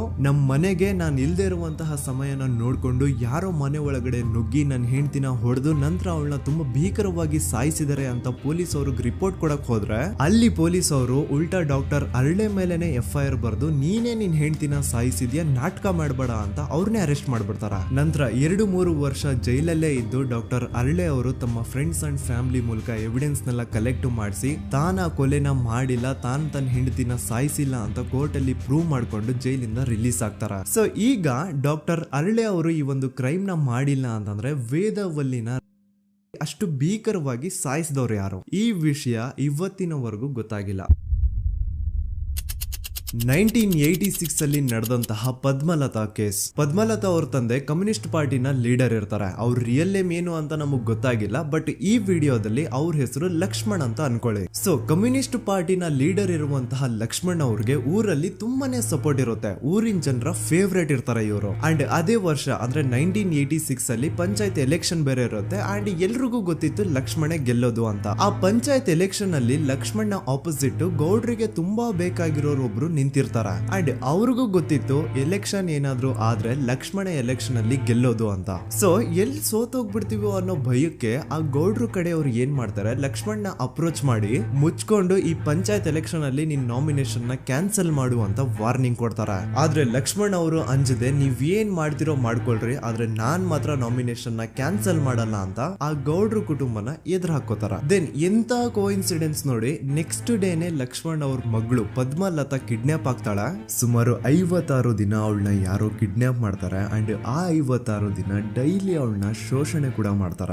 ನಂತರ 56 ದಿನ ಆದ್ಮೇಲೆ ಪದ್ಮಲತನ ಬಾಡಿ ನೇತ್ರಾವತಿ ನದಿಲಿ ತೇಲ್ತಾ ಸಿಗುತ್ತಾ. ಆಸ್ ಎಕ್ಸ್ಪೆಕ್ಟೆಡ್ ಈ ಕೇಸಲ್ಲೂ ಪೊಲೀಸ್ ಅವ್ರ ಕಡೆಯಿಂದ ಪ್ರಾಪರ್ ಇನ್ವೆಸ್ಟಿಗೇಷನ್ ಆಗಲ್ಲ ಅಂಡ್ ಯಾರ್ ಪದ್ಮಲತನ ಕಿಡ್ನಾಪ್ ಮಾಡಿದ್ರು, ಯಾರು ಅವಳನ್ನ 15 ದಿನವರೆಗೂ ಶೋಷಣೆ ಮಾಡಿ ನಂತರ ಅವಳನ್ನ ಅಷ್ಟು ಭೀಕರವಾಗಿ ಸಾಯಿಸಿದ್ರು ಅಂತ ಇವತ್ತಿನ ದಿನದವರೆಗೂ ಗೊತ್ತಾಗಿಲ್ಲ. ಮತ್ತೆ ನಮಗೆ ಗೊತ್ತಾದದು 22ಕ್ಕೆ ಸ್ಕೂಲ್ ಡೇ 56 ದಿನ ಕಳೆದು ಹೊಳೆಯಲ್ಲಿ ಹೆಣ ಉಂಡು ಎಂದು ಕೇಳಿ ಪೊಲೀಸಿನವರು ಬರುವಾಗ ಬಂದು ಹೇಳುವಾಗ ನಮಗೆ ಗೊತ್ತಾದ. ಅವರು ನನ್ನನ್ನು ಕರ್ಕೊಂಡೋಗಿ ಅಲ್ಲಿಗೆ ಹೋಗಿವೆ. ಇನ್ನೊಂದು ಲಾಸ್ಟ್ ಕೇಸ್ ಇದೆ, ಇದು ಅರ್ಲಿ 2000 ಅಲ್ಲಿ ನಡೆದಿರೋದು. ಇವ್ರದ್ದು ಅಷ್ಟಾಗಿ ಡೀಟೇಲ್ಸ್ ನಾನು ಹೇಳಲ್ಲ, ಜಸ್ಟ್ ಮೇಲ್ ಹೇಳ್ತೀನಿ. 2000 ಇಸ್ವಿಯಲ್ಲಿ ಧರ್ಮಸ್ಥಳದಲ್ಲಿ 2 ಫಿನಾನ್ಸ್ ಬ್ಯಾಂಕ್ ಇರ್ತಾವೆ. ಒಂದು ಅಗೇನ್ ರಿಯಲ್ ನೇಮ್ ತಗೊಳ್ಳೋದು ಬೇಡ, ಲೈಕ್ ಜಸ್ಟ್ ಸಹಕಾರ ಗ್ರಾಮೀಣ ಬ್ಯಾಂಕ್ ಅನ್ಕೊಳ್ಳಿ. ಅಂಡ್ ಇನ್ನೊಂದು ಬಂದ್ಬಿಟ್ಟು ಫೈನಾನ್ಸ್ ಪ್ರೈವೇಟ್ ಲಿಮಿಟೆಡ್ ಬಂದು ಗೌಡ್ರು ಕುಟುಂಬ ಅವ್ರಿಗೆ ಸೇರಿದ್ದು. ಆ ಕಡೆ ಇವ್ರ ಆಪೋಸಿಟ್ ಏನದು ಗ್ರಾಮೀಣ ಬ್ಯಾಂಕ್ ಇತ್ತು, ಅದರಲ್ಲಿ ಒಬ್ಬ ಮ್ಯಾನೇಜರು ಬಡವ್ರಿಗೆ ಸಹಾಯ ಆಗ್ಲಿ ರೈತರಿಗೆ ಸಹಾಯ ಆಗ್ಲಿ ಅಂತ ತುಂಬಾ ಕಡಿಮೆ ಬಡ್ಡಿಗೆ ಲೋನ್ ಕೊಡ್ತಿರ್ತಾನೆ. ಇದರಿಂದಾಗಿ ಧರ್ಮಸ್ಥಳದಲ್ಲಿ ಆಲ್ಮೋಸ್ಟ್ ಎಲ್ಲಾ ಕಸ್ಟಮರ್ಸ್ ಆ ಗ್ರಾಮೀಣ ಬ್ಯಾಂಕ್ ಕಡೆಗೆ ಹೋಗ್ತಿರ್ತಾರೆ, ಪ್ರೈವೇಟ್ ಲಿಮಿಟೆಡ್ ಕಡೆಗೆ ಯಾರು ಬರ್ತಿರಲ್ಲ. ಇದರಿಂದ ಗೌಡ್ರಿಗೆ ಲಾಸ್ ಆಗ್ತಿರುತ್ತಾ. ಸೊ ಅವ್ರೇನ್ ಮಾಡ್ತಾರೆ, ಆ ಗ್ರಾಮೀಣ ಬ್ಯಾಂಕ್ ನ ಮ್ಯಾನೇಜರ್ ಏನಿದ್ನೋ ಅವನ್ಗೆ ಒಂದು ಸ್ವೀಟ್ ವಾರ್ನಿಂಗ್ ಕೊಡ್ತಾರ, ಮುಚ್ಕೊಂಡು ಇನ್ಮೇಲೆ ಇಂದ ನಿನ್ ಲೋನ್ಸ್ ಕೊಡೋದನ್ನ ನಿಲ್ಸ್ಬಿಡು. ಇನ್ ಕೇಸ್ ಲೋನ್ ಕೊಟ್ರು ನಾವ್ ಯಾವ ಇಂಟ್ರೆಸ್ಟ್ ರೇಟ್ ಗೆ ಲೋನ್ ನ ಕೊಡ್ತಾ ಇದೀವೋ ಅದೇ ರೇಟ್ ಗೆ ನೀನು ಕೊಡುವ ಅಂತ ಫೋರ್ಸ್ ಮಾಡ್ತಾರ. ಆದ್ರೆ ಆ ಗ್ರಾಮೀಣ ಬ್ಯಾಂಕ್ ನ ಮ್ಯಾನೇಜರ್ ಇದ್ಯಾವುದನ್ನು ಕಿವಿಗೆ ಹಾಕೊಳ್ಳಾರ್ದೆ ಅವನ್ ಕೆಲಸ ಅವ್ನ್ ಮಾಡ್ಕೊಂಡು ಹೋಗ್ತಾನ. ದೆನ್ ಸಡನ್ಲಿ ಒಂದು ದಿನ ಬ್ಯಾಂಕ್ ಮ್ಯಾನೇಜರ್ ನ ಹೆಂಡತಿನ ಮನೆ ಒಳಗಡೆನೆ ನುಗ್ಗಿ ಯಾರು ಮಾಡಿ ತುಂಬಾ ಭೀಕರವಾಗಿ ಸಾಯಿಸ್ಬಿಡ್ತಾರ. ಇದರ ರಿಗಾರ್ಡಿಂಗ್ ಆ ಬ್ಯಾಂಕ್ ಮ್ಯಾನೇಜರ್ ಪೊಲೀಸ್ ಸ್ಟೇಷನ್ ಅಲ್ಲಿ ಕಂಪ್ಲೇಂಟ್ ಕೊಡಕ್ ಹೋದ್ರೆ ಪೊಲೀಸ್ ಅವರು ಉಲ್ಟಾ ಆ ಬ್ಯಾಂಕ್ ಮ್ಯಾನೇಜರ್ ಹೆಸರಲ್ಲೇ FIR ಬರ್ದು ನೀನೇ ನಿನ್ ಹೆಂಡತಿನ ಸಾಯಿಸಿದ್ಯಾ ಅಂತ ಅವನ್ನೇ ಅರೆಸ್ಟ್ ಮಾಡ್ಬಿಡ್ತಾರ. ನಂತರ 1-2-3 ವರ್ಷ ಆ ಬ್ಯಾಂಕ್ ಮ್ಯಾನೇಜರ್ ಜೈಲಲ್ಲಿ ಇರ್ತಾನೆ. ಅದಾದ್ಮೇಲೆ ಅವನ ಕ್ರೈಮ್ ನ ಮಾಡಿಲ್ಲ ಅಂತ ಕೋರ್ಟ್ ಅಲ್ಲಿ ಪ್ರೂವ್ ಆಗುತ್ತೆ. ಆದ್ರೆ ರಿಯಲ್ ಕ್ರೈಮ್ ಮಾಡಿದವರು ಯಾರು ಅಂತ still it's A question mark. And ಇನ್ನೊಂದು ನಾರಾಯಣ ಅಂಡ್ ಯಮುನಾ ಕೇಸ್ ಬಗ್ಗೆ ಅಂತೂ ನಾನು ಆಗ್ಲೇ ನಿಮ್ಗೆ ಎಕ್ಸ್ಪ್ಲೇನ್ ಮಾಡಿದೆ. ಸೊ ಎಂತಹ ಕೋ ಇನ್ಸಿಡೆಂಟ್ಸ್ ಗಳು ನೋಡಿ, ಯಾರೆಲ್ಲ ಆ ಧರ್ಮಸ್ಥಳದಲ್ಲಿ ಗೌಡ್ರು ಕುಟುಂಬನ ಎದುರಾಕೊಂಡಿದಾರೋ ಅವ್ರ ಜೀವನದಲ್ಲಿ ಏನೋ ಒಂದು ತುಂಬಾ ದೊಡ್ಡ ದುರಂತ ನಡೆದು ಹೋಗುತ್ತಾ. ಅಂಡ್ ಸರ್ಪ್ರೈಸಿಂಗ್ಲಿ ಅವ್ರ ಕೇಸಲ್ಲಿ ಪೊಲೀಸ್ ಅವ್ರ ಕಡೆಯಿಂದ ಪ್ರಾಪರ್ ಇನ್ವೆಸ್ಟಿಗೇಷನ್ ಆಗಲ್ಲ. ಅಂಡ್ ಯಾರ ಆ ಕ್ರೈಮ್ ನ ಮಾಡಿದ್ರು ಅಂತ ಯಾವತ್ತೂ ಹೊರಗೆ ಬರೋದೇ ಇಲ್ಲ. ಸೊ ಈ ಗೌಡ್ರು ಕುಟುಂಬದವರು ಧರ್ಮಸ್ಥಳದಲ್ಲಿ ಬೇಜನ್ ಕರ್ಮಕಾಂಡಗಳನ್ನ ಮಾಡಿದ್ದಾರೆ. ಅಂಡ್ ಅವ್ರ ಪವರ್ ಅಂಡ್ ಅವ್ರಿಗಿರುವಂತಹ ಇನ್ಫ್ಲೂಯೆನ್ಸ್ ಇಂದ ಆ ಎಲ್ಲಾ ಕೇಸ್ ನ ಮುಚ್ಚಾಕಿದ್ದಾರೆ ಅಂತ ಮಹೇಶ್ ಹಾಗೂ ಗಿರೀಶ್ ಮುಟ್ಟಣ್ಣನವರ ಹೇಳಿಕೆ ಆಗಿದೆ. ಸೊ ಗೌಡ್ರು ಫ್ಯಾಮಿಲಿನ ಟ್ರ್ಯಾಕ್ ರೆಕಾರ್ಡ್ ನೋಡಿದ್ರೆ ಧರ್ಮಸ್ಥಳದಲ್ಲಿ ಒಂದು ಹುಡುಗಿನ ರೇಪ್ ಅಂಡ್ ಮರ್ಡರ್ ಮಾಡಿ ದೆನ್ ಪೊಲೀಸ್ ಅವ್ರಿಗೆ ಲಂಚ ಕೊಟ್ಟು ಇನ್ವೆಸ್ಟಿಗೇಷನ್ ನ ಮಿಸ್ಲೀಡ್ ಮಾಡುವಷ್ಟು ಪವರ್ ಇನ್ಫ್ಲೂಯೆನ್ಸ್ ಈ ಗೌಡ್ರು ಕುಟುಂಬಕ್ಕೆ ಮಾತ್ರ ಇರೋದು. ಈಗ ಸಂತೋಷ್ ರಾವ್ ಅಂತೂ ಸೌಜನ್ಯ ಕೇಸಲ್ಲಿ ಆರೋಪಿ ಅಲ್ಲ ಅಂತ ಪ್ರೂವ್ ಆಯ್ತು. ಹಾಗಿದ್ರೆ ರಿಯಲ್ ಆರೋಪಿ ಯಾರು? ನೆನಪು ಮಾಡ್ಕೊಳ್ಳಿ, 11 ಅಕ್ಟೋಬರ್ 2012 ಸಂಜೆ 5 ಗಂಟೆ ಹಾಗೆ ಬಾಹುಬಲಿ ಬೆಟ್ಟದಲ್ಲಿ ಸಂತೋಷ್ ರಾವ್ ತನ್ನ ಪಾಡಿಗೆ ತಾನು ಸೀನರೀಸ್ ನ ಎಂಜಾಯ್ ಮಾಡ್ಕೊಂಡು ಸುಮ್ಮನೆ ಕೂತಿರ್ಬೇಕಾದ್ರೆ ಅವನ ಹತ್ರ 5 ಜನ ಕಿಡಿಗೇಡಿಗಳು ಬಂದು ಜಗಳ ತೆಗಿತಾರ. ಆ 5 ಜನ ಕಿಡಿಗೇಡಿಗಳು ಯಾರು ಅಂತ ನಾನು ಇಲ್ಲಿವರೆಗೂ ನಿಮ್ಗೆ ಹೇಳಿಲ್ಲ. ಸೊ ಅವರು ಬೇರೆ ಯಾರು ಅಲ್ಲ, ಚಿಕ್ಕ ಗೌಡ್ರು ಮಗ ನಿಶಾಂತ್ ಜೈನ್ ನ ವೆರಿ ಕ್ಲೋಸ್ ಫ್ರೆಂಡ್ಸ್. ಅವ್ರು ದಣಿ ಮಾಡಿರುವಂತಹ ಕ್ರೈಮ್ ಅಲ್ಲಿ ಬೇರೆ ಯಾರನ್ನಾದ್ರೂ ಸಿಗಿಸ್ಬೇಕಲ್ಲ ಅಂತ ಇವ್ರು ಬಕ್ರ ಹುಡುಕ್ತಾ ಇರ್ಬೇಕಾದ್ರೆ ಆಗ ಇವ್ರಿಗೆ ಸಿಗೋದೆ ಸಂತೋಷ್ ರಾವ್. ಅಗೇನ್ ಇನ್ನೊಂದು ಎಂತ ಕೋಇನ್ಸಿಡೆನ್ಸ್ ನೋಡಿ, ಸಂತೋಷ್ ರಾವ್ ಸೌಜನ್ಯ ಕೇಸಲ್ಲಿ ಅರೆಸ್ಟ್ ಆದ ನಂತರ ಚಿಕ್ಕ ಗೌಡ್ರು ಮಗ ನಿಶಾಂತ್ ಜೈನ್ ದೇಶನೇ ಬಿಟ್ಟು ಹೋಗ್ಬಿಡ್ತಾನೆ. ಈ ಕೇಸಲ್ಲಿ ಚಿಕ್ಕ ಗೌಡ್ರು ಮಗ ಇನ್ವಾಲ್ವ್ಮೆಂಟ್ ಇದೆ ಅಂತ ಯಾರಿಗೂ ಡೌಟೇ ಬರ್ತಾ ಇರ್ಲಿಲ್ಲ. ಡೌಟ್ ಯಾವಾಗ ಬಂತು ಅಂದ್ರೆ ಆ 5 ಜನ ಕಿಡಿಗೇಡಿಗಳು ಯಾರು ಸಂತೋಷ್ನ ಈ ಒಂದು ಕೇಸಲ್ಲಿ ಸಿಗಾಕ್ಸಿದ್ರು ಆ 5 ಜನರಲ್ಲಿ ಒಬ್ಬ ರವಿ ಪೂಜಾರಿ ಅಂತಾನು ಇರ್ತಾನೆ. ಅವನ್ಗೆ ತಾನು ತಪ್ಪು ಮಾಡಿದೀನಿ ಅಂತ ಗಿಲ್ಟ್ ಕಾಡುತ್ತೋ ಅಥವಾ ಬೇರೆ ಏನೋ ಗೊತ್ತಿಲ್ಲ, ಆದ್ರೆ ಅವನೇ ಸ್ವತಃ ಪೊಲೀಸ್ ಅವ್ರ ಹತ್ರ ಹೋಗ್ಬಿಟ್ಟು ಸೌಜನ್ಯ ಕೇಸಲ್ಲಿ ನಿಜವಾದ ಆರೋಪಿ ಸಂತೋಷ್ ಅಲ್ಲ ಕಂಡ್ರು, ಅವನ್ನ ಸುಮ್ನೆ ಸಿಗಾಕ್ಸಿರೋದಷ್ಟೇ, ನಿಜವಾದ ಆರೋಪಿಗಳು ಚಿಕ್ಕ ಗೌಡ್ರು ಮಗ ನಿಶಾಂತ್ ಜೈನ್ ಅಂಡ್ ಅವನ್ ಫ್ರೆಂಡ್ಸ್ ಸೂರಜ್, ಕಿರಣ್ ಅಂಡ್ ಕಣ್ಮಣಿ ಅಂತ. ಈ ಎಲ್ಲಾ ವಿಷಯನ ರವಿ ಪೂಜಾರಿ ಪೊಲೀಸ್ ಅವ್ರಿಗೆ ತಿಳಿಸ್ತಾನೆ. ಅಗೇನ್ ಎಂತ ಒಂದು ಕೋಇನ್ಸಿಡೆನ್ಸ್ ನೋಡಿ, ಈ ವಿಷಯಗಳನ್ನ ಊರಿನ ಜನರು ಮುಂದೆ ಹೇಳಿದಂತಹ ರವಿ ಪೂಜಾರಿ ಆಕಸ್ಮಿಕವಾಗಿ ಸತ್ ಹೋಗ್ಬಿಡ್ತಾನೆ. ಇವನು ಹೇಳಿದ್ದು ನಿಜ ಅಂತ ಜನರಿಗೆ ಯಾವಾಗ ಕನ್ಫರ್ಮ್ ಆಗುತ್ತೆ ಅಂದ್ರೆ ಸೌಜನ್ಯಗೆ ತುಂಬಾ ಹತ್ರವಾದವ್ರು ಒಬ್ರು ಯಶೋಧ ಅನ್ನೋರು ಕೋರ್ಟ್ ಅಲ್ಲಿ ಬಂದ್ಬಿಟ್ಟು ಸೌಜನ್ಯ ಕೊಲೆ ಆಗಿದ್ದ ದಿನ ಆ ಒಂದು ಸ್ಪಾಟ್ ಅಲ್ಲಿ ನಾನು ಈ 3 ಜನರನ್ನ ನೋಡಿದ್ದೆ ಅಂತ ಸಾಕ್ಷಿ ಹೇಳ್ತಾರೆ. ಈಗ ಎಲ್ಲಾ ಡಾಟ್ಸ್ ನ ಕನೆಕ್ಟ್ ಮಾಡ್ತಾ ಹೋದ್ರೆ ಸೌಜನ್ಯ ಕೇಸ್ ಒಂದೇ ಅಲ್ಲ, ನಾರಾಯಣ ಹಾಗೂ ಯಮುನಾ ಕೇಸಲ್ಲೂ, ವೇದವಲ್ಲಿ ಕೇಸಲ್ಲೂ, ಆ ಬ್ಯಾಂಕ್ ಮ್ಯಾನೇಜರ್ ನ ಕೇಸಲ್ಲೂ ಹಾಗೂ ಪದ್ಮಲತಾ ಕೇಸಲ್ಲೂ ಸೀದಾ ಡೈರೆಕ್ಟ್ ಡೌಟ್ ಬರೋದೆ ಊರಿನ ಗೌಡ್ರ ಮೇಲೆ. I really want to appreciate Kudla rampage YouTube channel, third eye YouTube channel, Girish ಮುಟ್ಟಣ್ಣನವರು ಸರ್ ಹಾಗೂ ಮಹೇಶ್ ಅವರು ಅಂಡ್ ಆಲ್ ಅದರ್ಸ್. ಇವರ ಕಾನ್ಸ್ಟೆಂಟ್ ಎಫರ್ಟ್ಸ್ ಇಂದಾನೆ ಸತ್ಯ ಏನಂತ 1 by 1 ಹೊರಗೆ ಬರ್ತಿದೆ and they are trying their level best to catch real criminals. At present Soujanya case ಬಗ್ಗೆ ಅಪ್ಡೇಟ್ ಏನು ಅಂತಂದ್ರೆ ಹೈಕೋರ್ಟ್ ವರೆಗೂ ಈ ಒಂದು ಕೇಸ್ ಹೋಗಿದೆ ಅಂಡ್ ಈ ಕೇಸಲ್ಲಿ ಈಗ ಇನ್ನೊಮ್ಮೆ ಮತ್ತೆ ಫ್ರೆಶ್ ಆಗಿ ರೀಇನ್ವೆಸ್ಟಿಗೇಷನ್ ಸ್ಟಾರ್ಟ್ ಆಗಬೇಕು ಅಂತ ಹೋರಾಟ ನಡೀತಿದೆ. ಸದುತ ಪ್ರಜೆಗಳೇ, ಇದಾಗಿತ್ತು ಸೌಜನ್ಯ ಕೇಸ್ ಬಗ್ಗೆ ನಮ್ಮ ಒಂದು ಡೀಟೇಲ್ಡ್ ವಿಡಿಯೋ. ಈ ವಿಡಿಯೋದಲ್ಲಿ ನನ್ನಿಂದ ಎಲ್ಲಾದ್ರೂ ಏನಾದ್ರೂ ಚಿಕ್ಕ ಪುಟ್ಟ ಇನ್ಫಾರ್ಮೇಶನ್ ಮಿಸ್ ಆಗಿದ್ರೆ ಅಥವಾ ಮಿಸ್ಟೇಕ್ ಆಗಿದ್ರೆ ಅದನ್ನ ದಯವಿಟ್ಟು ಕಮೆಂಟ್ ಸೆಕ್ಷನ್ ಅಲ್ಲಿ ಹೈಲೈಟ್ ಮಾಡಿ. ಈ ವಿಡಿಯೋ ಯಾವಾಗ ಯೂಟ್ಯೂಬ್ ಇಂದ ಡಿಲೀಟ್ ಆಗುತ್ತೋ ನನ್ಗಂತೂ ಗೊತ್ತಿಲ್ಲ. ಸೊ ಪ್ಲೀಸ್ ಆದಷ್ಟು ಬೇಗ ಇದನ್ನ ಎಲ್ಲಾ ಕಡೆ ಶೇರ್ ಮಾಡಿ. ಓಕೆ ಪ್ರಜೆಗಳೇ, ಇವತ್ತಿಗಿಷ್ಟು ಸಾಕು ಅನ್ಕೊಳ್ತೀನಿ. ನಾನು ನಿಮ್ಮ ದೂತ ಸಮೀರ್ MD. ಮತ್ತೆ ಸಿಗ್ತೀನಿ ನೆಕ್ಸ್ಟ್ ವಿಡಿಯೋದಲ್ಲಿ.